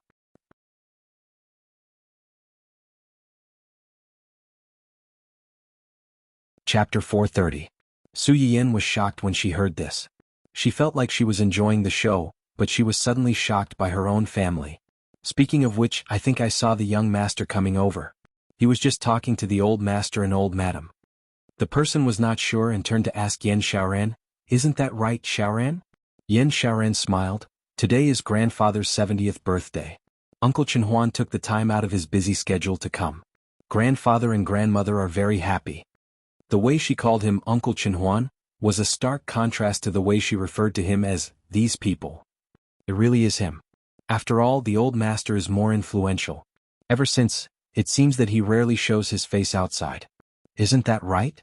I almost didn't recognize him when I saw him just now. He looks even better than before, but those legs. It's a pity. If it weren't for that accident, my little niece might have been a couple with him. Su Yiyan choked and shocked everyone at the table. Yan Xiaoran knew why she choked and quickly patted her on the back to help her breathe. Are you okay? I'm fine. Su Yiyan waved her hand with a subtle expression. Not only did she gossip about her own family, but she almost caused her own house to collapse. You just said that your niece almost became a couple with the young master of the family Hua back then? That person opened her mouth and was about to speak, but the woman next to her had already exposed her. Don't listen to her nonsense. How could the family Hua like her niece? The woman who had boasted about her niece was a little guilty at first when Su Yiyan asked, but she was unhappy when she heard this. My niece is a pure and innocent girl and she's also beautiful. Why would the Hua family not like my niece? Innocent and beautiful girls can't marry into a rich family these days. You. Su Yiyan didn't know who these two women were, but she could tell that they didn't get along. She raised her eyebrows and asked curiously, "Your niece is engaged to young Master Hua?" The woman's expression stiffened, and her eyes began to wander. The woman who was bickering with her sneered and exposed her on the spot. What engagement?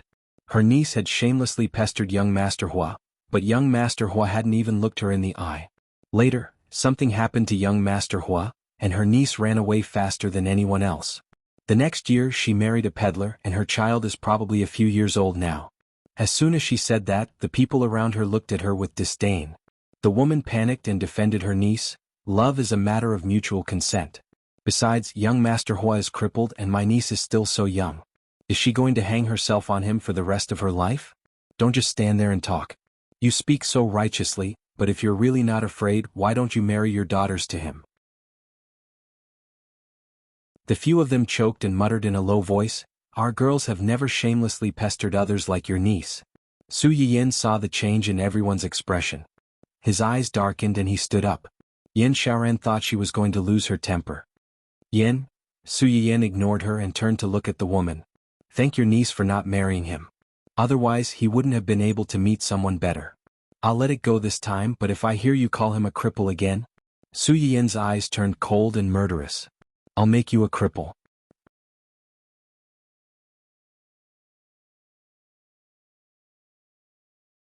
Chapter 431. Su Yiyan's sudden outburst shocked everyone present, including Yan Xiaoran. By the time she reacted, Su Yiyan had already said, "You guys take your time talking. I'm going back." She turned and left. After she walked away, the woman who had faced Su Yiyan's anger directly came to her senses. She pointed at Su Yiyan's back and asked, "What did she mean by that?" "It's literally what it means." Yan Xiaoran's expression was a bit ugly. She sneered, "You mocked her husband's disability in front of her. She was kind enough not to flip the table and slap you on the spot." "Husband?" the woman exclaimed. She's... Yan Xiaoran didn't want to waste time with her. She got up and said, "I'm a bit tired. I'm going upstairs to rest. Help yourselves."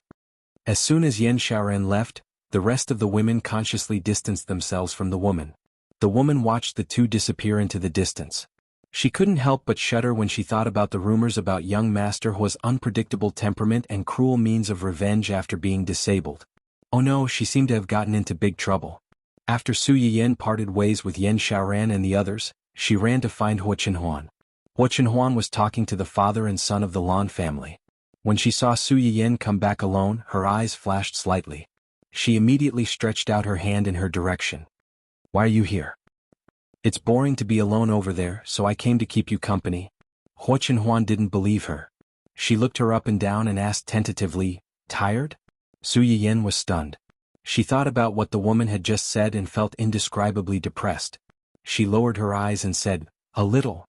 Hua Chenhuan saw that her mood was not as high as it was when she arrived. She frowned slightly and said to the father and son of the Lan family, "There's something at home. We have to go back first.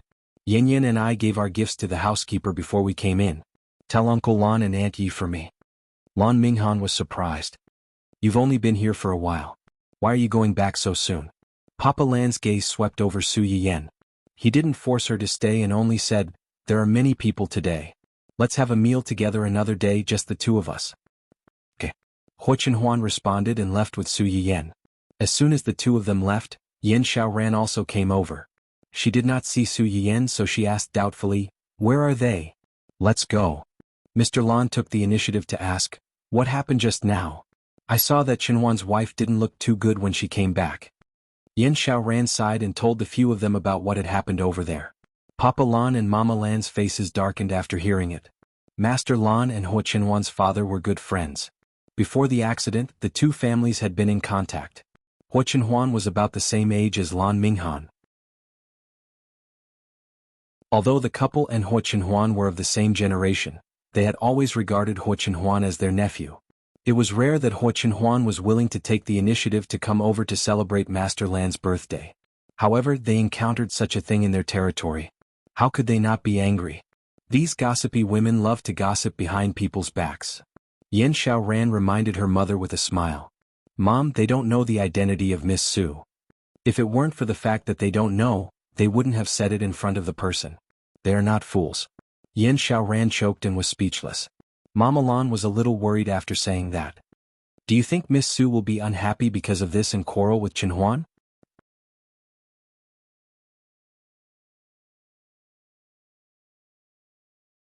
Chapter 432. She had been isolated at home for so long and finally figured it out.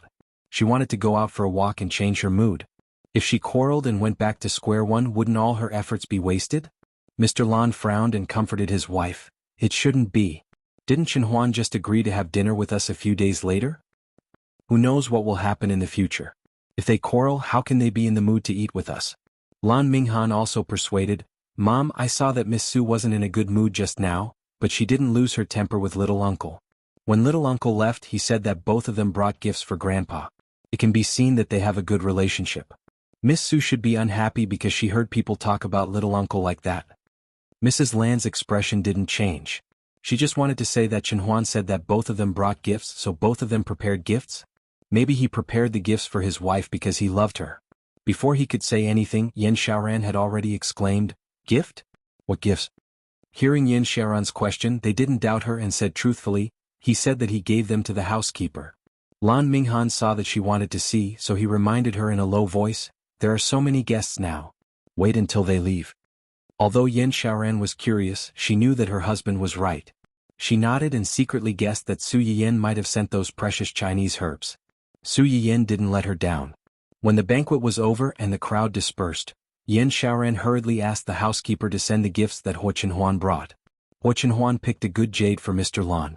It was warm to the touch, which was suitable for people like the old man who was afraid of the cold. In addition, he also gave a string of pearls to old Madame Lan under the pretext of giving a gift. Su Yiyan's gift was placed under these two things in a long box. When they opened it, they were stunned. "This is..." Before Mr. Lan finished speaking, Lan Minghan, and Yin Xiaoran shouted in unison, "Ginseng!" The two elders were stunned. "You all know what this is?" Of course, it's a kind of Chinese medicine. It had appeared in the host's live broadcast room before. It was said to be a very, very precious Chinese medicine that could greatly replenish vitality. Even if a seriously ill patient still has a single breath left, this thing can also help to prolong their life. So magical? Father Lan looked at his second son, his eyes full of doubt. He always felt that his second son was bragging. Lan Jia could tell what his father was thinking at a glance, and he was furious. Just as he was about to argue with him, Yin Xiaoran had already taken a step forward and explained for him, although it may not be that exaggerated, but it's more or less the same effect. The data provided by the research institute couldn't be faked. It's just that it said that the older it is, the more nutritious it is. If you really want to eat such a big tree, you might only need a little bit. You can't eat too much at once.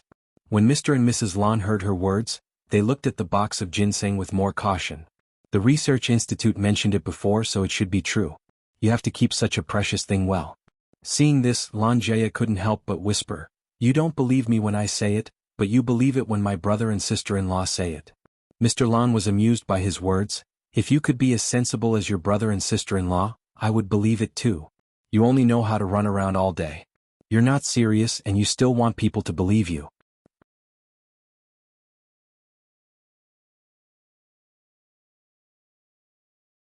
Chapter 433. Lan Jia opened his mouth to refute. He wasn't running around, he was looking for a girlfriend. But then he thought that if he said that, his father might think that he was going out to pick up girls, which was also not a proper occupation. He could only shut his mouth reluctantly. When Lan Minghan heard his wife's words, he suddenly remembered that the host had mentioned the medicinal effect of this thing in the live broadcast room. He told the housekeeper, "This is good stuff. Even the research institute might not have many of them. Occasionally when you stew soup, you can put a few pieces or a few roots in it. You have to take good care of it." The housekeeper hurriedly agreed. He suddenly felt that the hand holding the box was much heavier. Lan Jia stared at the high-quality ginseng and spontaneously found an excuse for Su Yiyan. Yin must have seen this in the host's live broadcast room. He knew that this thing was precious, so he specially bought it from the host and gave it to Grandpa. The corner of Yin Xiaoran's mouth twitched. She thought, "It's not as troublesome as you think. This thing originally belonged to me." Lan Jia's mother frowned slightly and scolded her youngest son. "Is Yin someone you can call? You have no respect for your elders." Lan Jia. She clearly said that calling her aunt made her sound old, so he called her that. In the end he still got scolded. He was really picked up from the streets. Yin Xiaoran didn't help him. She smiled faintly and said, "Mom, now you, Dad, and Grandpa and Grandma can rest assured. Miss Sue is willing to give us such a precious thing. Obviously she cares about little uncle. She knows that we treat little uncle well, so she gave such a good thing to Grandpa. Just like what Minghan said just now, she doesn't look well. It's most likely because she heard that little uncle was criticized by those gossipy women. She can't wait to feel sorry for little uncle. She won't quarrel with little uncle." "That's good." Lan Jia's mother was relieved. She secretly thought that Huo Chenhuan had suffered too much these years. If there really was someone who cared about him and loved him, it could be considered that his parents in heaven were watching over him. At that time, Su Yiyan, who didn't know that her bad mood was exposed, was worried that she might quarrel with Huo Qinhuan. She was really angry. While he was angry, he couldn't help but feel sorry for the people around him. Huo Qinhuan noticed that she had been staring at her since she got into the car. She asked in a low voice, "Is there anything on my face?" Su Yiyan shook his head. "Not feeling well?" Su Yiyan shook his head again. "Not in a good mood?" Su Yiyan shook his head and then nodded. Huo Qinhuan couldn't help laughing. "Is this good or bad?" Su Yiyan snorted coldly and turned his face away. Seeing her like this, Huo Qinhuan restrained the smile on her face and asked in a low voice, "What happened? Who made you unhappy?" "No one. I just followed young Madame Lan to listen to a few people's gossip. My heart is a little blocked." Huo Qinhuan's face fell completely when she heard the word gossip. "What did they say?" Su Yiyan snorted and said unhappily, "They say that you, young Master Hua, used to be handsome and dashing, and the girls who liked you almost broke the threshold of your family's house." Huo Qinhuan's face stiffened slightly. She didn't expect Su Yiyan to bring this up. She said without thinking, "Don't listen to their nonsense. It's all fake." "Really? Then why did I hear that there was a girl who almost got engaged to you?" "Engaged?" Huo Qinhuan's face was full of shock. Which bastard dared to spread such rumors about him? Did they have a death wish?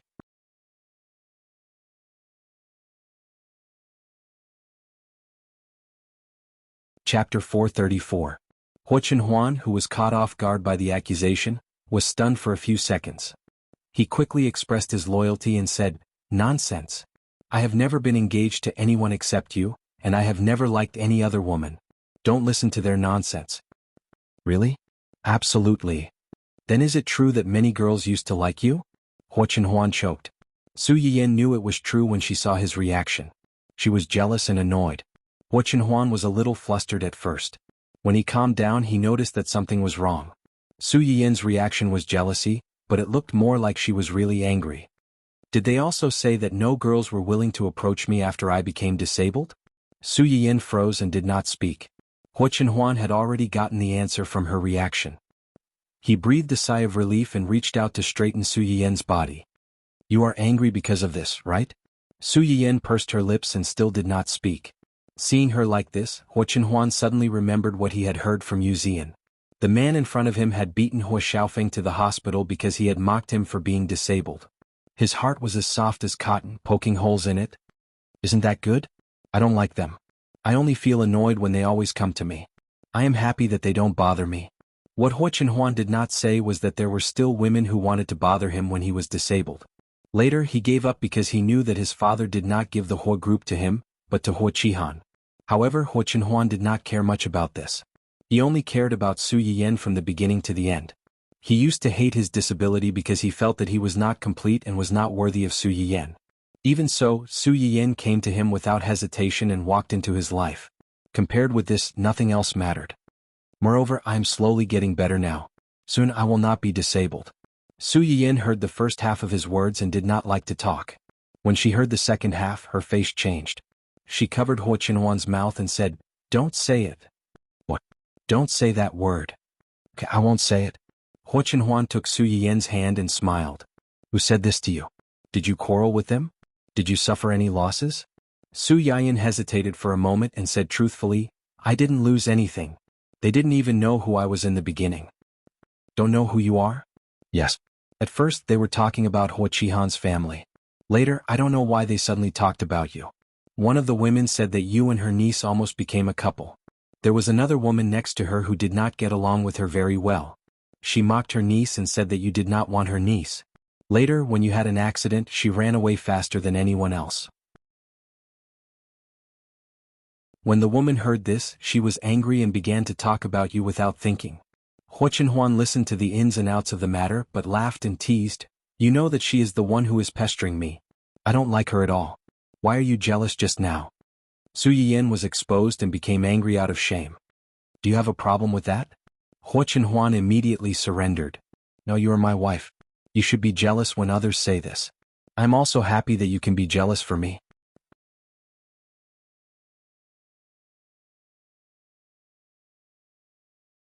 Chapter 435.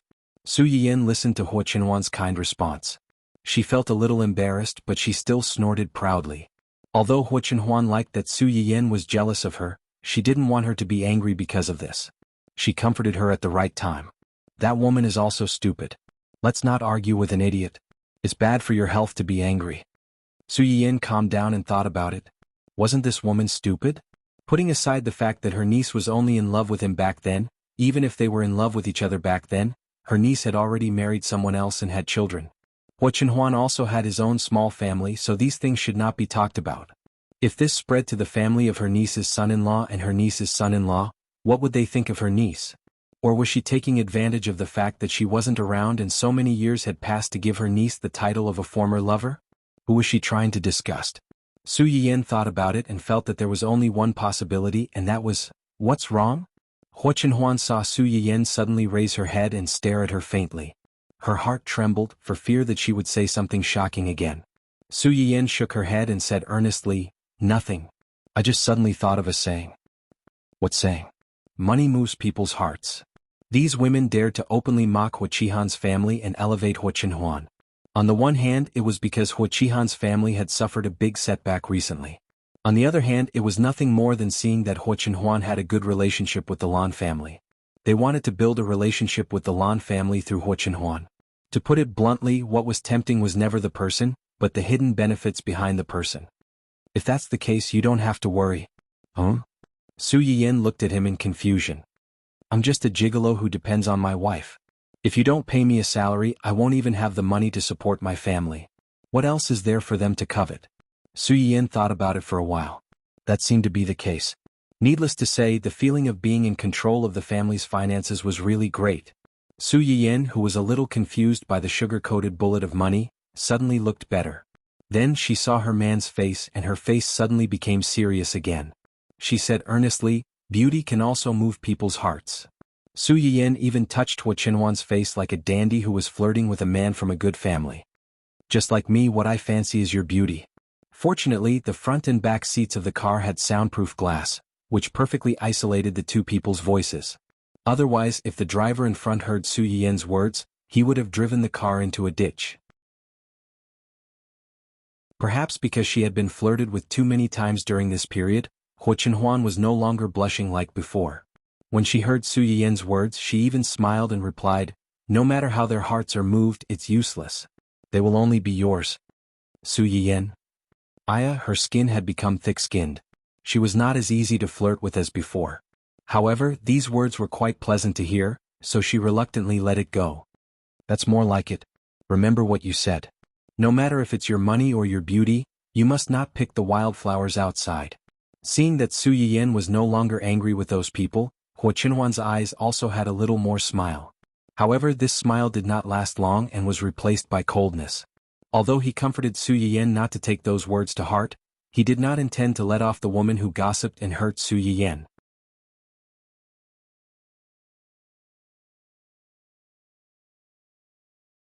Chapter 436. Su Yiyan didn't know the twists and turns in Hua Qinhuan's mind. After returning from the Lan family, she began to nervously prepare for class. To be precise, she had started preparing for the class a few days ago. However, the day before the class, she had forgotten all about her confidence and knowledge. All that was left was nervousness. Hua Qinhuan saw her panic. He felt distressed, jealous, and amused. "You're just going to teach a few brats. Do you have to be so nervous?" "Brats? Some of them are older than me and even you. You're really not embarrassed to call them brats." Su Yiyan suddenly remembered that Yi Qiliang seemed to have said before that he would bring some elders to sit in on the class. So, the brats that Hua Qinhuan mentioned were most likely older than her father. "Since they are older than you, why do they want to listen to the class of a young person like you?" Su Yiyan choked and glared at him angrily. Hua Qinhuan didn't get angry. He said with a good temper, "Since they invited you to be a lecturer, it means that you must have the ability to convince them. Don't be afraid. Relax." Su Yiyan wasn't comforted at all. She lay on the bed and was very depressed. "This is the first time I'm teaching people. The first time is unfamiliar, the second time is familiar. I'm worried that I won't teach well and will mislead the students. If I remember correctly, you seem to be the only one who knows these things. Even if you teach wrong things, no one should know, right? Although Hu Chenhuan was curious about why Su Yiyan suddenly knew how to cook and cure diseases, everyone had their own secrets, just like he had his own secrets. Blindly getting to the bottom of things wasn't necessarily a good thing sometimes. As long as she was still Su Yiyan, the one he loved deeply, that was enough. Your thinking is a little dangerous. Don't put too much pressure on yourself. Hu Chenhuan patted Su Yiyan's head and comforted her softly. You're not a doctor, so you don't have to tie the right and wrong to yourself. Even doctors can't save all living beings. Su Yiyan thought about it and felt that it made sense. The master can lead you through the door, but the cultivation depends on the individual. It's naturally good if he learns well, but if he doesn't, there are many other things he can do. No one said that if he learns something from you, he has to apply it in the future. You're right. So don't be too nervous. Just treat it as a meeting for your company's employees. You make it sound so easy. Hu Chenhuan looked at her and smiled meaningfully. If you're so nervous that you can't sleep, let's do something to help you sleep tonight. What's good for my sleep? After saying that, Su Yiyan realized that something was wrong. She stared at Hu Chenhuan for a long time, then rolled to the side and pulled up the quilt to cover herself. Hu Chenhuan's eyes deepened when he saw that. He smiled and said, "Are you hinting that I can do whatever I want to you?" A buzzing voice came from under the quilt, and it sounded a little angry. "For your head you can't. Then when can I?" The person under the quilt was silent for a moment, then she pretended to be calm and replied, "I'm asleep. I didn't hear anything just now."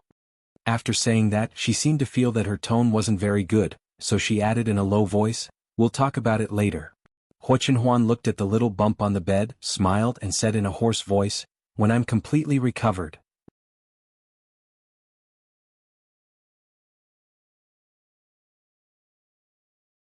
Chapter 437. Su Yiyan knew exactly what he had left out. She hid under the blanket and blushed like a cooked shrimp, but she did not dare to poke her head out of the blanket. The two of them spent the night peacefully. The next morning, Su Yiyan hurriedly left the house before Hu Chenhuan woke up. She naively thought that she could avoid the awkward topic by doing this. However, she did not know that not long after she left, Hu Chenhuan came downstairs. "Young master, should I ask someone to follow young madam to school?" "You don't have to follow her too closely. Just make sure she's safe." Zui Yanbai nodded and immediately asked someone to follow her. Su Yiyan had expected Yi Qiuyang to personally come and pick her up, given how much he valued her. However, she had not expected that other than Yi Qiuyang, the principal of a university would also come to pick her up. She also did not expect that the classroom, which she thought would be empty, would be filled with more than 50 people. Half of them were young people in their early 20s, while the other half were old people who were about the same age as Yi Qiuyang. Su Yiyan, even though the number of people present was less than the number of people attending a small class, Su Yiyan could not help but feel nervous. Before she could speak, Yi Qiuyang's face darkened. He shouted at the old people who occupied the front row, "What are you doing here?" Su Yiyan was stunned. She looked at Yi Qiuyang blankly. "Didn't you call these people over?" The principal, who was standing next to Yi Qiuyang, scanned the crowd and frowned. "Old Chow, Old Gu and the rest of you. Why are you here instead of staying in your school?" Su Yiyan? It seemed that some of these old people were not from the school. No wonder they all came together. If one did not know better, they would have thought that this was some kind of senior training school. The few of them did not panic when they were called out by the former principal and Yi Qiuyang. They stood up and said, "Old Yi, this is your fault. Why didn't you tell us about such a good thing? Tell me, are you planning to hide him here? You're not being honest." "Bullshit, what's there to hide? I was the one who personally invited him here. You guys don't have the ability or the opportunity to do so, yet you're still trying to twist the facts and accuse me of wrongdoing. Don't think that I don't know what you're thinking. You want to pick up something ready-made? No way." When they saw Yi Qiuyang's firm attitude, they looked at each other and decisively shifted their attention to Su Yiyan. Their eyes lit up. As soon as Su Yiyan met the gazes of these people, an ominous premonition arose in his heart. Before she could hide, this group of gray-haired old people had already rushed up to her like sprinters. They held her hand and said in an incomparably familiar manner, "You're the broadcaster who donated the Chinese medicine seeds to the research institute, right? I didn't expect you to be so young and so good-looking. You're really a young hero." Su Yiyan? That doesn't seem to be the right way to describe him. "Hello, everyone." Su Yiyan really did not know how to deal with these unfamiliar old people. She could only politely and awkwardly greet them. Just as she did not know how to continue, Yi Qiliang had already taken a step forward and pushed their hands away. He stood in front of Su Yiyan to protect her. Like a hen protecting a chick in front of an eagle, he shouted at the old people, "What are you doing? What are you doing? You're already so old, yet you're still trying to get physical with a young girl. You're an old pervert, aren't you ashamed?"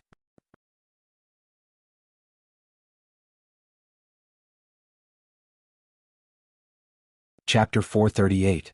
After being yelled at by Yi Qiliang, they realized that they had indeed lost their composure. They said embarrassedly, "We didn't mean anything by it. We were just too excited." Yi Qiliang snorted coldly and still refused to move aside. Su Yiyan saw that these people clearly knew Yi Qiliang. She glanced at them and finally asked, "Professor Yi, these people are?" When Yi Qiliang heard Su Yiyan's question, his entire body stiffened and he said awkwardly, "They are professors from another university's pharmacy department." "Why would professors from another university's pharmacy department come to your university?" Yi Qiliang opened his mouth and was about to explain when one of them interrupted, "We're here because of you." "Because of me?" Su Yiyan raised her eyebrows and seemed to sense something. "How did you know that I was coming?" It's all my fault." Unexpectedly, the person who apologized was Yi Qiliang. It turned out that after Su Yiyan accepted his invitation, this old professor was so happy that he couldn't find his bearings. In order to vent his joy and show off, he posted this incident on his WeChat moments. In the end, this shot had attracted all of them. Yi Qiliang was now so regretful that his intestines almost turned green. He wished he could travel back in time and chop off those restless hands of his. After his explanation, Su Yiyan was embarrassed. She looked at these uninvited spectators, and the corners of her mouth twitched as she said, "Gentlemen, this is a university. It's not good for you to come here so openly to freeload, right? What's not good about it?" Their gazes shifted to the principal of a university. When the principal first saw these people, he was so angry that he lost his mind. Now that he had calmed down and was being stared at by these famous professors who were several years older than him, he broke out in a cold sweat. His tone was not as righteous as before. "It's not good to begin with. You're from another university. The guards let you in without permission. I'll have to settle the score with them in a while, let alone listen to a lecture here. You guys didn't apply to me." The more he said, the colder their gazes became. The old principal braced himself and held on. This precedent could not be set. Putting aside the fact that Yi Qiliang had begged for Miss Su for a long time to get her, even if it was just a normal class taught by an ordinary teacher in the school, without any application from his side, people from other schools could come and listen as they wished. Furthermore, it was right under his nose as the principal. If news of this were to spread, where would his face be? Seeing the old principal like this, they knew that it was impossible to persuade him. They looked at each other and seemed to have made up their minds. "It's fine as long as they're from your school, right? How did you come to this conclusion?"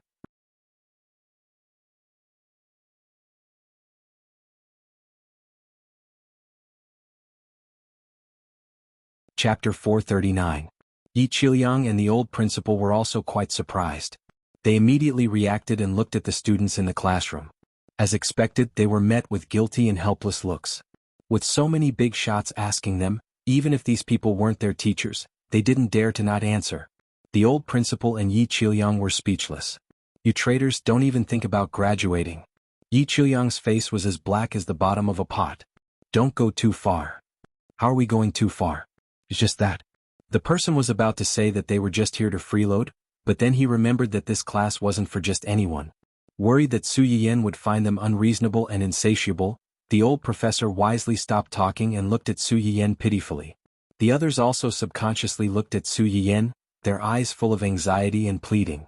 Su Yiyan, who had always been amenable to coaxing but not coercion, was speechless. "Ahem, it's not impossible for you to stay, but there are conditions. Sign the contract?" "We'll sign it. Sign it, sign it, sign it right away. As long as we can stay, we'll do anything." Su Yiyan was speechless. Sign it, what do you mean sign it? If I give you a slave contract, who will you cry to after you sign it?" But on second thought, this group of people had already planned to resign and apply for a job in order to freeload. Signing a slave contract or something like that wasn't impossible. Su Yiyan was full of complaints and didn't know who to talk to.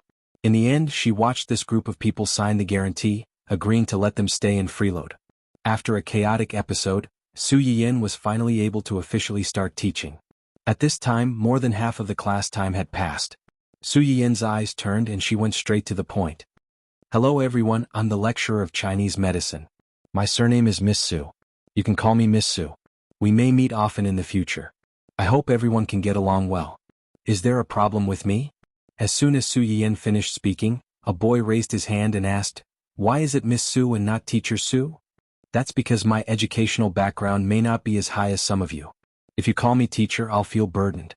Also, Su Yiyan paused and winked playfully at everyone. I'm younger than all of you. If you call me teacher, I'll feel old. Everyone present. They felt the blow of age. Back to the topic, let's talk about what traditional Chinese medicine looks like in your eyes. The room fell silent for a moment. In the end, Yi Qiliang asked tentatively, medicine based on Chinese herbs? Su Yiyan glanced around and said with a faint smile, is there any other answer? Don't be nervous. I know that you guys don't know much about this. If you guys are wrong, I won't laugh at you. No one said anything. Su Yiyan didn't say anything right or wrong. He continued to ask, then what are Chinese medicinal herbs in everyone's eyes? I know this. It's plants. I've seen it in the host's live broadcast room. It's fresh or dried plants. Peng Jiaji said excitedly. Then the expression on his face suddenly froze. Only then did he remember that this was not the live broadcast room. Su Yiyan was their teacher now, not the host. Su Yiyan glanced at the young man who spoke and felt that he was somewhat familiar. After thinking for a moment, he remembered that this person seemed to be one of the people who accompanied Yi Qiliang to find him.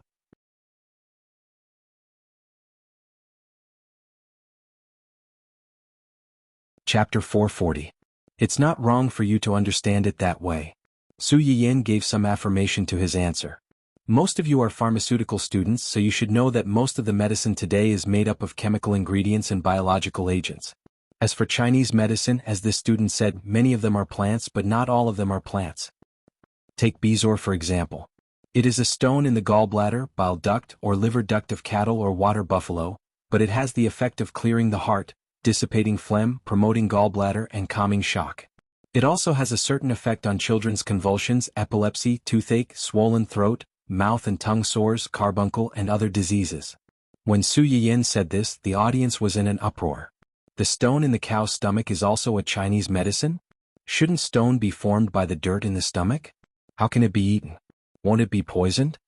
The audience discussed animatedly, but Su Yiyan seemed to have expected this.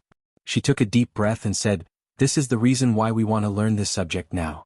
If I didn't tell you that bezoar is also an important medicine, would you have thought that the stone in the cow's stomach can be used to treat diseases? Everyone was silent for a moment. In ancient times, Shinnong tasted hundreds of herbs and left the Shinnong's medicine classic. Later, Li Shizhen worked hard to compile the Compendium of Materia Medica, and passed it down to the world.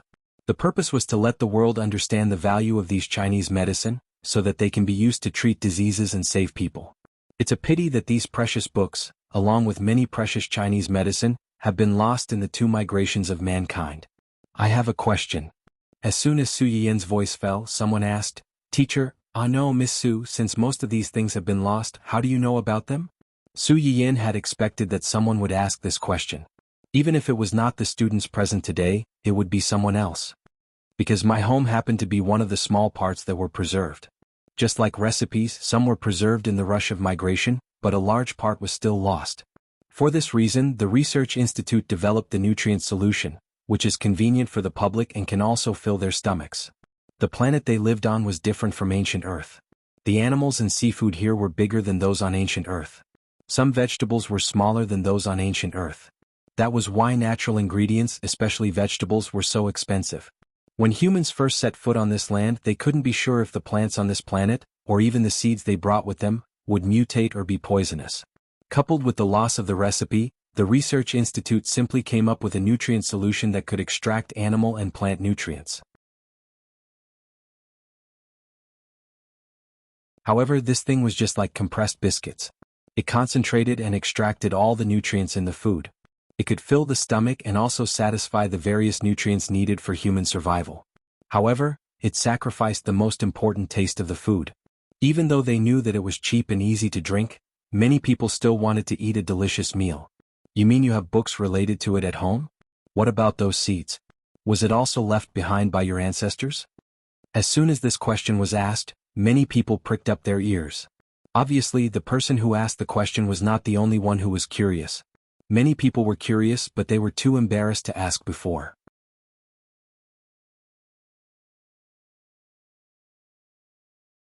Chapter 441. Yes, those Chinese medicine seeds were also left behind by my grandfather's family. It's just that they have been cultivated recently and have seen the light of day again. Why have they only been cultivated recently?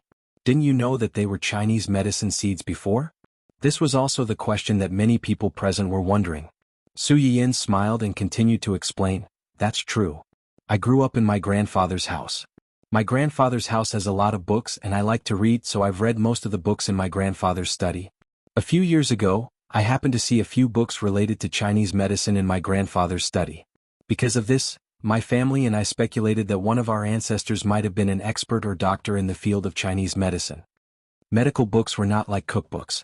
Most people would buy a cookbook and follow it back to improve their daily diet. As for medical books, one couldn't just buy one when one was sick and compare it to treat oneself, right? The best explanation was that one of the ancestors had been involved in this field, so it was more likely that such things would appear in the family and be preserved until now. Yi Qiliang had a deep understanding of this. The book that mentioned Chinese medicine was also found in his family's study. Although it was only a few words, it made him very curious and changed his fate.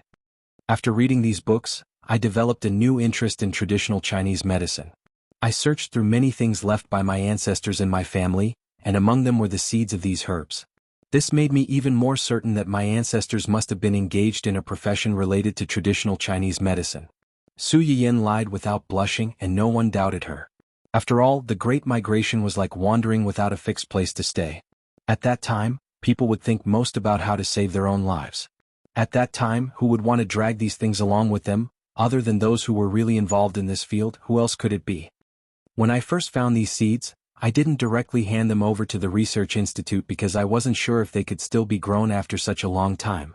Later, it was confirmed that they could be grown, and the finished product was indeed as described in the book. My family funded the research institute to start the research and planting of these seeds.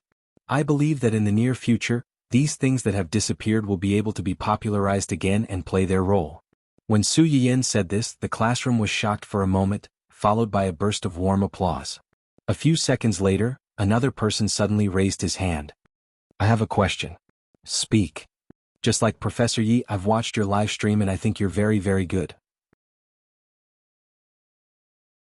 But you just said that you came across those books by chance a few years ago, and you only started to grow these things in recent years. Also, you're not that old now. Does this mean that as long as we study seriously, in a few years we can also—" Su Yiyin was a little dizzy from the way the other party addressed her. She almost thought that the person standing in front of her and asking her questions was not a student, but an entertainment reporter. After a while, she smiled again and said with some pride, "If you study seriously, you will definitely gain something, but I can't guarantee that you will be like me. After all, talent is very important. Personally, I think I have inherited some of my ancestors' talent in this aspect." Everyone they felt the malice coming from the top student towards the bottom student.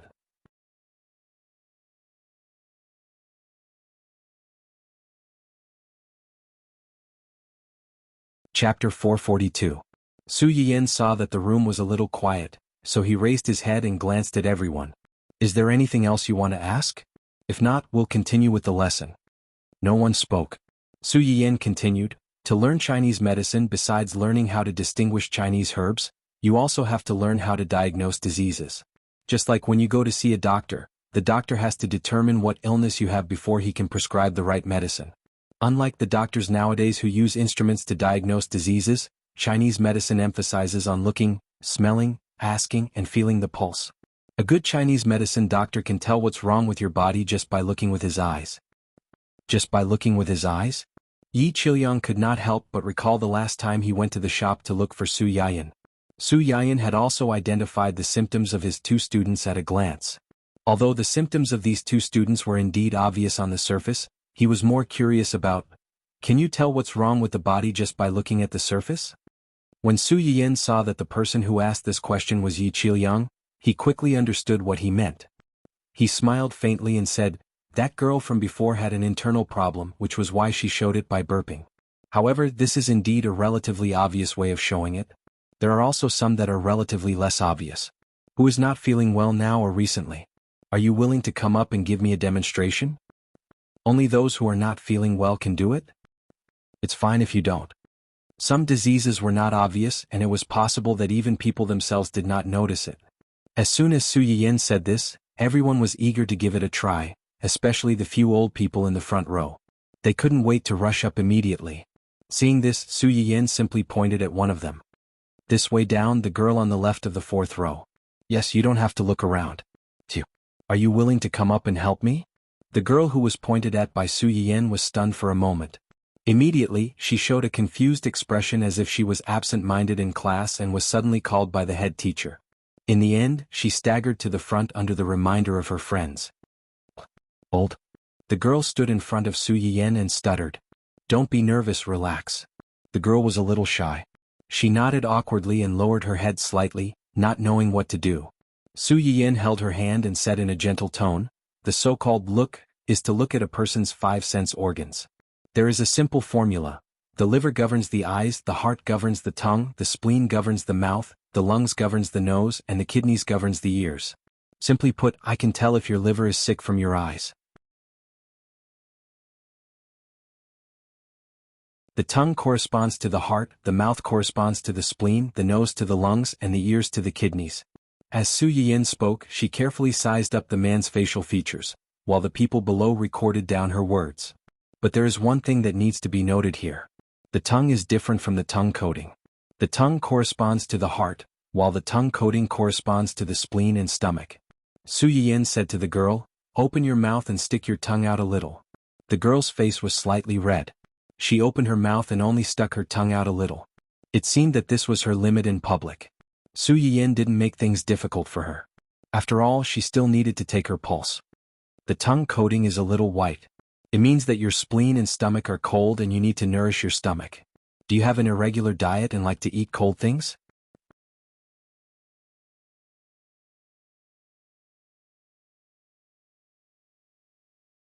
Chapter 443. The girl was slightly startled and asked tentatively, cold stuff? Frozen nutrient solution. Does it count? Yes.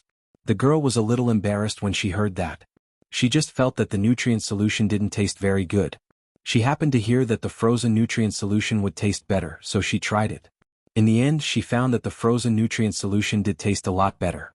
She was used to chilling it before drinking it, but she didn't expect. You're afraid of the cold in winter and often have stomach pains? The people below subconsciously pricked up their ears to listen to the girl's answer. Yes. Su Yiyan didn't continue to ask. Instead, he continued, other than the facial features and tongue coating, the condition of your internal organs can also be seen from your face and the phlegm you spit out when you cough.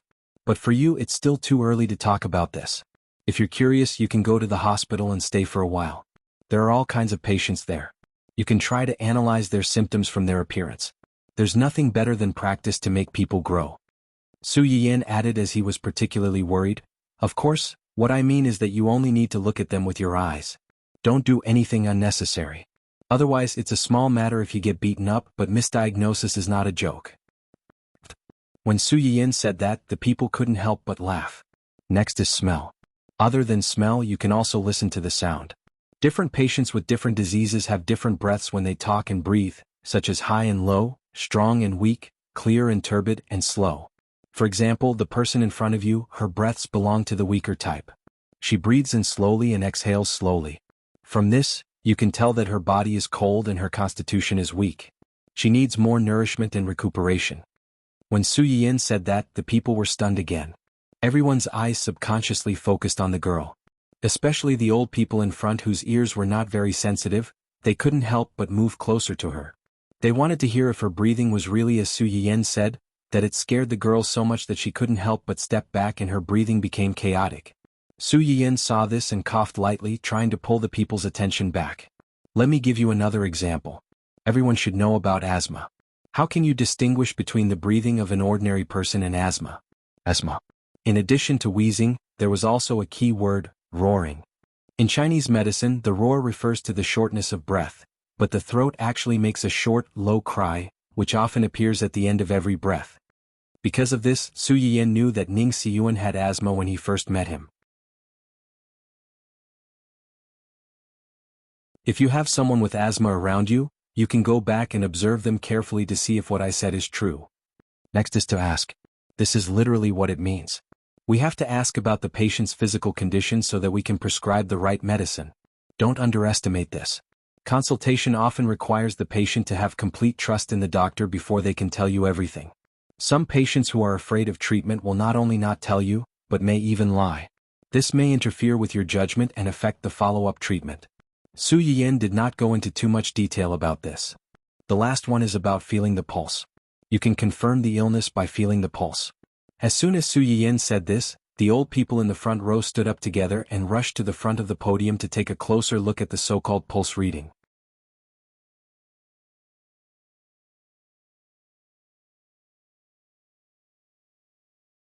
Chapter 444. The girl who was called up was startled and wanted to run away by reflex. Su Yiyan was a little helpless and glanced at everyone warningly. Stay away from her.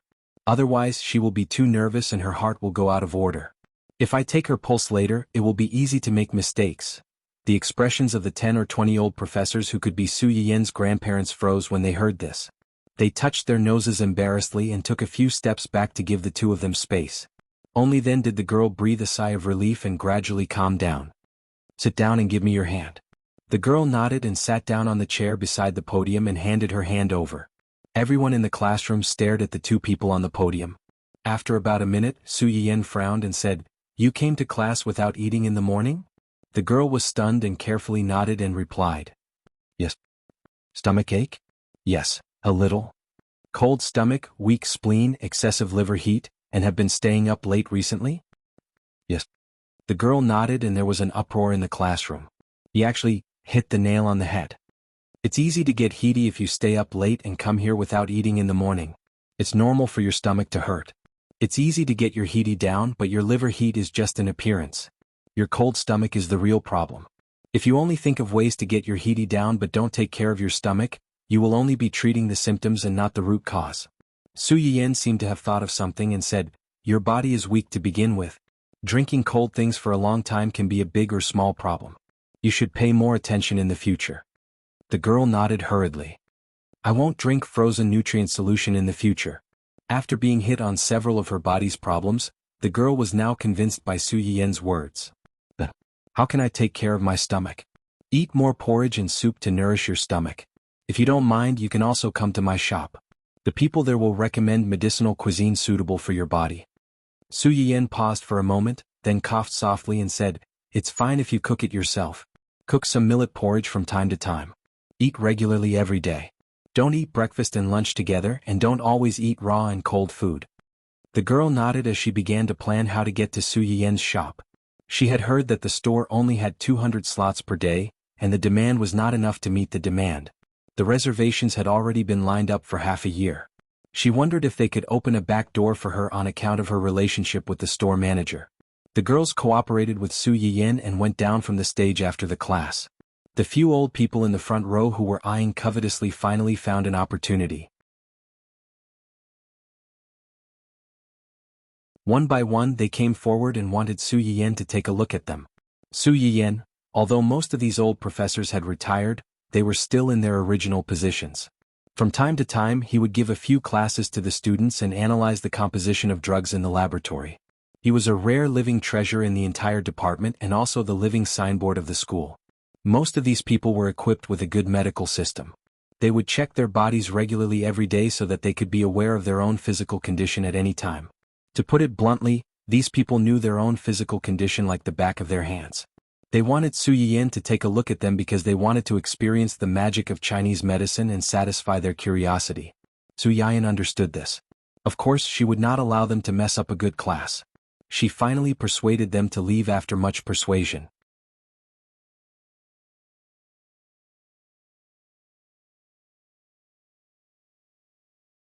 Chapter 445. Since it was her first class, Su Yiyan did not plan on stuffing them with too many things. She only prepared some basic theoretical knowledge and prepared 10 types of Chinese herbs such as Chinese knotweed, red dates, astragalus, angelica, and so on. She wanted everyone to see these things with their own eyes to understand the medicinal properties and effects of these things. When Yi Qiliang and the others saw these things, their eyes turned red. They wished they could throw away their pride and rush up to the podium to pick up the Chinese herbs and do a 100-meter sprint. However, they could not snatch them, but they could still take a few more glances. Yi Qiliang looked at his colleagues, who had their eyes glued to the medicinal herbs. He was a little disgusted but also a little proud. No matter how much they pretended on the outside, when they saw these things, their true colors would be revealed. They were already so old, yet they were still so inexperienced. How embarrassing. In the end, he had the foresight to invite Miss Su to be their lecturer. In the future, wouldn't they be able to see as many Chinese herbs as they wanted? At that time, Yi Qiliang had clearly forgotten his reaction when he saw these Chinese herbs in the live broadcast room. His reaction was no better than these people's. There was not much content in the morning's class, but it allowed these laymen to step foot in front of the door. It also made these people sincerely convinced of Su Yiyan as their temporary lecturer. These people were chosen to attend the class. Although they said they were interested in this subject, in reality they were just curious. After all, there was a lack of literature, so what Su Yiyan said was still very unfamiliar to them. However, after this morning's class, many people were already yearning for the things that Su Yiyan described. They also had more respect and curiosity for Su Yiyan as their teacher. Susu, are you really younger than all of us? How old are you this year? What the hell is Susu? Look at how young I look. How can I be older than all of you? As for my exact age, don't you know that it's very impolite to ask a girl's age? Susu, what does your family do? Is there anyone who is also involved in medical research? Is it a medical family? My family is just an ordinary family. The father is kind and the son is filial. It's harmonious and happy. There's nothing much to say. Teacher, you're so young. I don't think you have a boyfriend yet, right? What do you think of me? I'm the school hunk of our school. Everyone? Su Yiyan? Everyone's eyes focused on the person who spoke. After a few seconds of dead silence, someone shouted angrily, Yanju, you shameless bastard. School your sister's grass. You're the school's grass? I'm the most handsome person in the world. Xian? You're the campus hunk of a university? I think you're more like a dog's tail. If word gets out, you'll embarrass a university. That's right, that's right. If you're the school hunk, then wouldn't I be the market hunk? If people from other schools hear this, they'll think that all the boys in a university are ugly and that no one can find a girlfriend. Let's see if we won't kill you. Su Yiyan listened to everyone's impassioned criticism and was dumbfounded. This so-called school hunk had not been officially recognized, and his looks were not good enough. It was no wonder that it caused a riot. However, for such a small matter, they were all full of fighting spirit. They could not wait to scold him until he prostrated himself in front of them. Sure enough, he did not have enough homework. He was too free.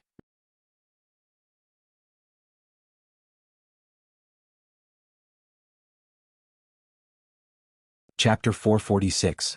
Oblivious to the fact that they were already on Su Yiyan's blacklist, and that they still had to face a lot of homework even after entering university, they were still blushing and criticizing the shameless school hunk. Yanju himself looked indifferent. He ignored the curses and said casually, I'm asking the teacher, not you. Why are you so agitated? Are you secretly in love with me and can't bear to see me confess to someone else? Everyone was shocked by his brazenness. After a while, they reacted and scolded him even more fiercely. Who's in love with you, narcissist? Beast. Stinky hooligan. Shameless. Yanju's expression did not change. He looked at Su Yiyan with a smile and said, Teacher, you haven't answered my question. I don't have a boyfriend. But Su Yiyan raised her hand to show them the beautiful diamond ring on her ring finger. I have a husband. Crack. This was the sound of many people's hearts breaking. I don't believe it. It's useless if you don't believe it. Su Yiyan's face was cold. Also, I told you not to call me teacher. Since you're so disobedient, copy all the knowledge I taught you this morning 10 times and hand it in. I'll check it in the next class. If you don't complete it, Yanju subconsciously said, then what? Don't be nervous. At most, I'll ask you to come up and help with the demonstration just like the girl on stage. Su Yiyan smiled innocently.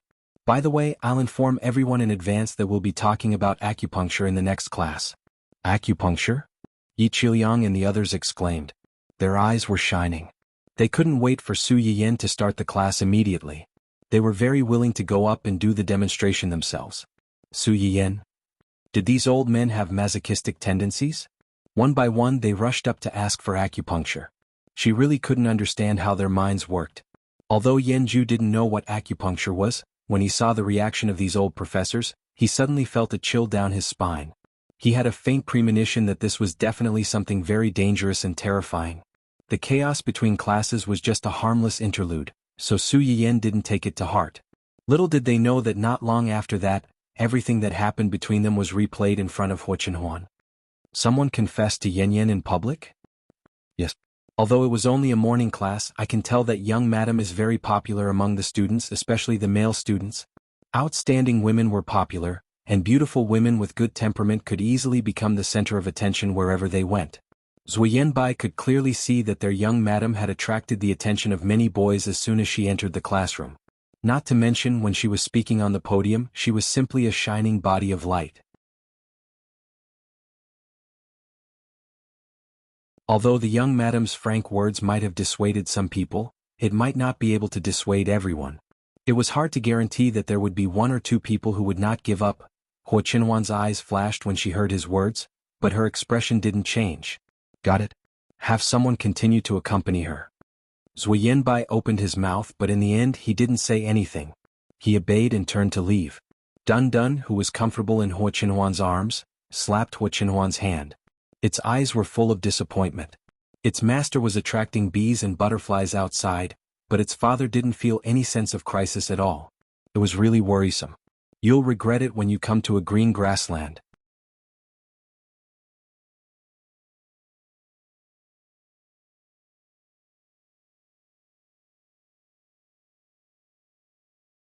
There is no place for this little puppy here. Sob sob sob. After watching the two little guys leave the study, the smile on Huo Chenhuan's face faded. Thinking of what Zhu Yanbai said, a cold light flashed in her eyes. She felt that she needed to declare her sovereignty. At that time, Su Yiyan still didn't know that everything that happened in school had been broadcasted live in front of Huo Chenhuan. After a whole morning of teaching, Su Yiyan immediately grabbed her bag from the table and ran out of the classroom after the bell rang. She didn't give the old professors any chance to pester her. Just as she got into the car and was about to go home, her phone rang. As soon as she picked it up, she heard Xia Juanxing's rare panicked voice. Yiyan, something happened.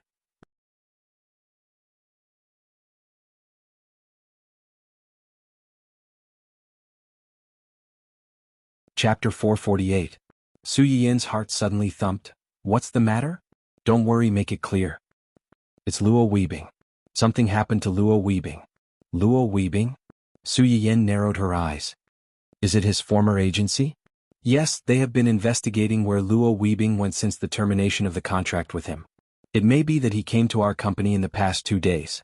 A large number of media and marketing accounts began to expose his dark material on a large scale this morning. Su Yiyan's eyes were slightly cold and her face was a little ugly, but she was not flustered.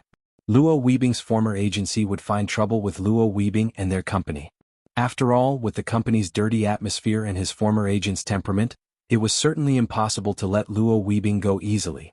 Even if they couldn't kill Luo Weibing and their company, they were bound to step on them in order to bite a piece of meat from them.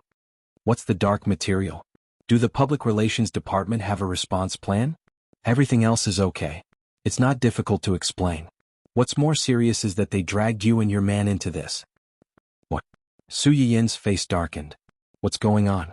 It turned out that a crew suddenly appeared early this morning and angrily accused Luo Weibing of being a big shot without any contract spirit. He had already said that he would take the role of the male lead in their TV series. The crew was also full of joy. In order to cooperate with his time, they delayed the shooting for a month. As a result, when it was time to shoot, he suddenly regretted, causing the crew's shooting plan to be stranded and the loss was heavy. Later, another actress suddenly jumped out and said that she was repeatedly harassed by Luo Weibing during the cooperation with the crew. She was even forced to have sex with him. Now that she had a child, he not only refused to admit it but also asked her to abort the child herself. Otherwise he would kill her to keep her mouth shut. After that, the so-called exposure involving Su Yiyan and Huo Chenhuan that Xia Junxing had just said. At first, it was a photo of Su Yiyan and Luo Weibing entering and leaving the hospital together. It was claimed that Luo Weibing's contract with his former employer had expired a few days ago, but had not been renewed. The reason was that Luo Weibing had a relationship with the current person in charge of Dongqing, Miss Su, who had scolded the young master of Hua Group and his mistress not long ago. The exposure pointed out that the two went in and out of the hospital together, they were intimate, and they seemed to go to the obstetrics and gynecology department. It implied that the relationship between the two and the relationship was not simple, and it was likely that there had been an affair's child's an affair product. After reading the news, Luo Weibo. Weibo. These black-hearted media outlets were best at reading pictures and writing stories. No matter what the truth was, as long as they could attract traffic, they would naturally do whatever they could to break the news. Luo Weibing's fans naturally did not believe that their brother was such a person. They helped to clarify that Luo Weibing's family had a patient in the hospital and that it was very likely that he and Su Yayan had met by chance in the hospital. But the first two pieces of black material had been previewed before this, making people think that Luo Weibing's character was problematic. Some passers-by who didn't know the truth had been led astray, and a large wave of water army and anti-fans were leading the rhythm in it. The clarification and rebuttal remarks were quickly drowned by a series of bad comments on the screen, such as cursing Luo Weibing for being a big shot, sleeping with a female star, being kept by a married man and intervening in other people's marriage, betraying his old employer who had been kind to him, etc.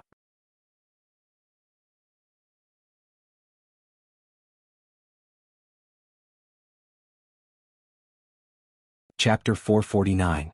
However, this was not the climax of the whole incident.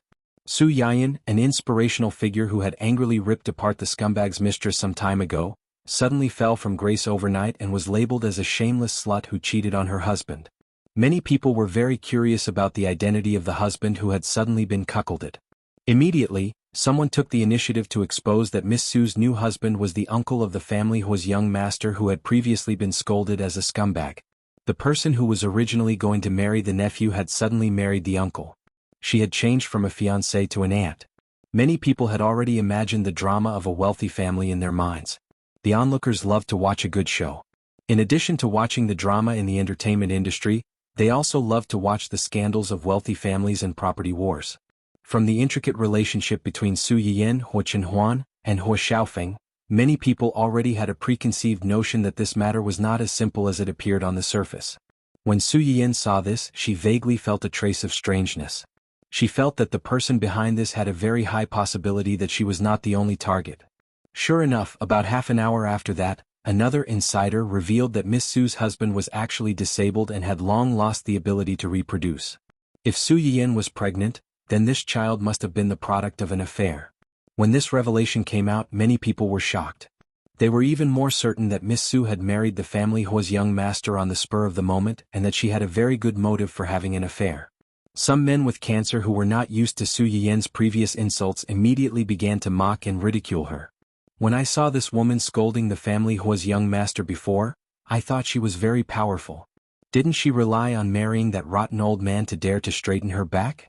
If you ask me, this woman only wanted to climb up the social ladder and did not succeed, so she flew into a rage out of humiliation and found trouble with young Master Hua.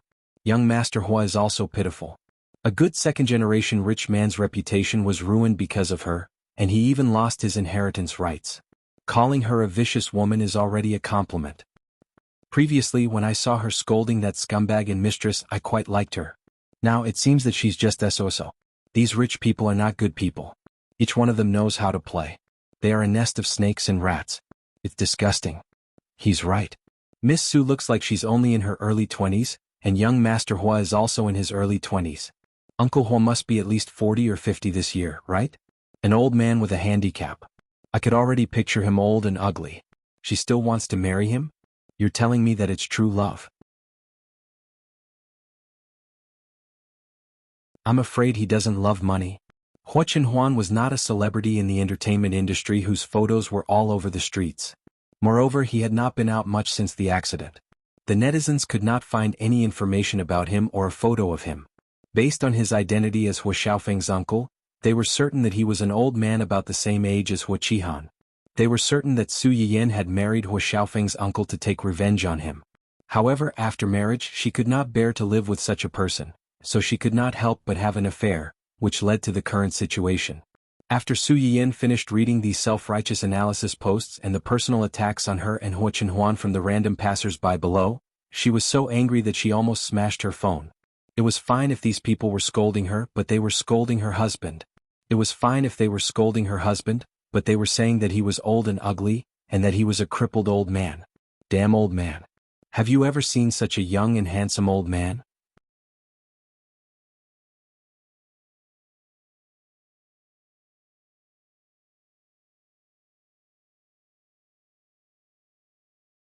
When they saw Su Yiyan appear, the onlookers and the internet water army immediately rushed over. The troll army didn't care about what you posted. They just copied and pasted it, crying and cursing. They couldn't wait to drag out all 18 generations of Su Yiyan's ancestors and curse them. The onlookers saw her response first and felt that her tone was too arrogant. They rolled up their sleeves and were about to scold her when they saw the two pictures attached to the response. The background of the picture was a beautiful seaside manor. There were a lot of blue roses planted in the manor. In front of the roses, a young girl was holding a big bouquet of blue roses and kissing a young man in a wheelchair. The picture was harmonious and warm. It was so beautiful that it could only appear in a fairy tale.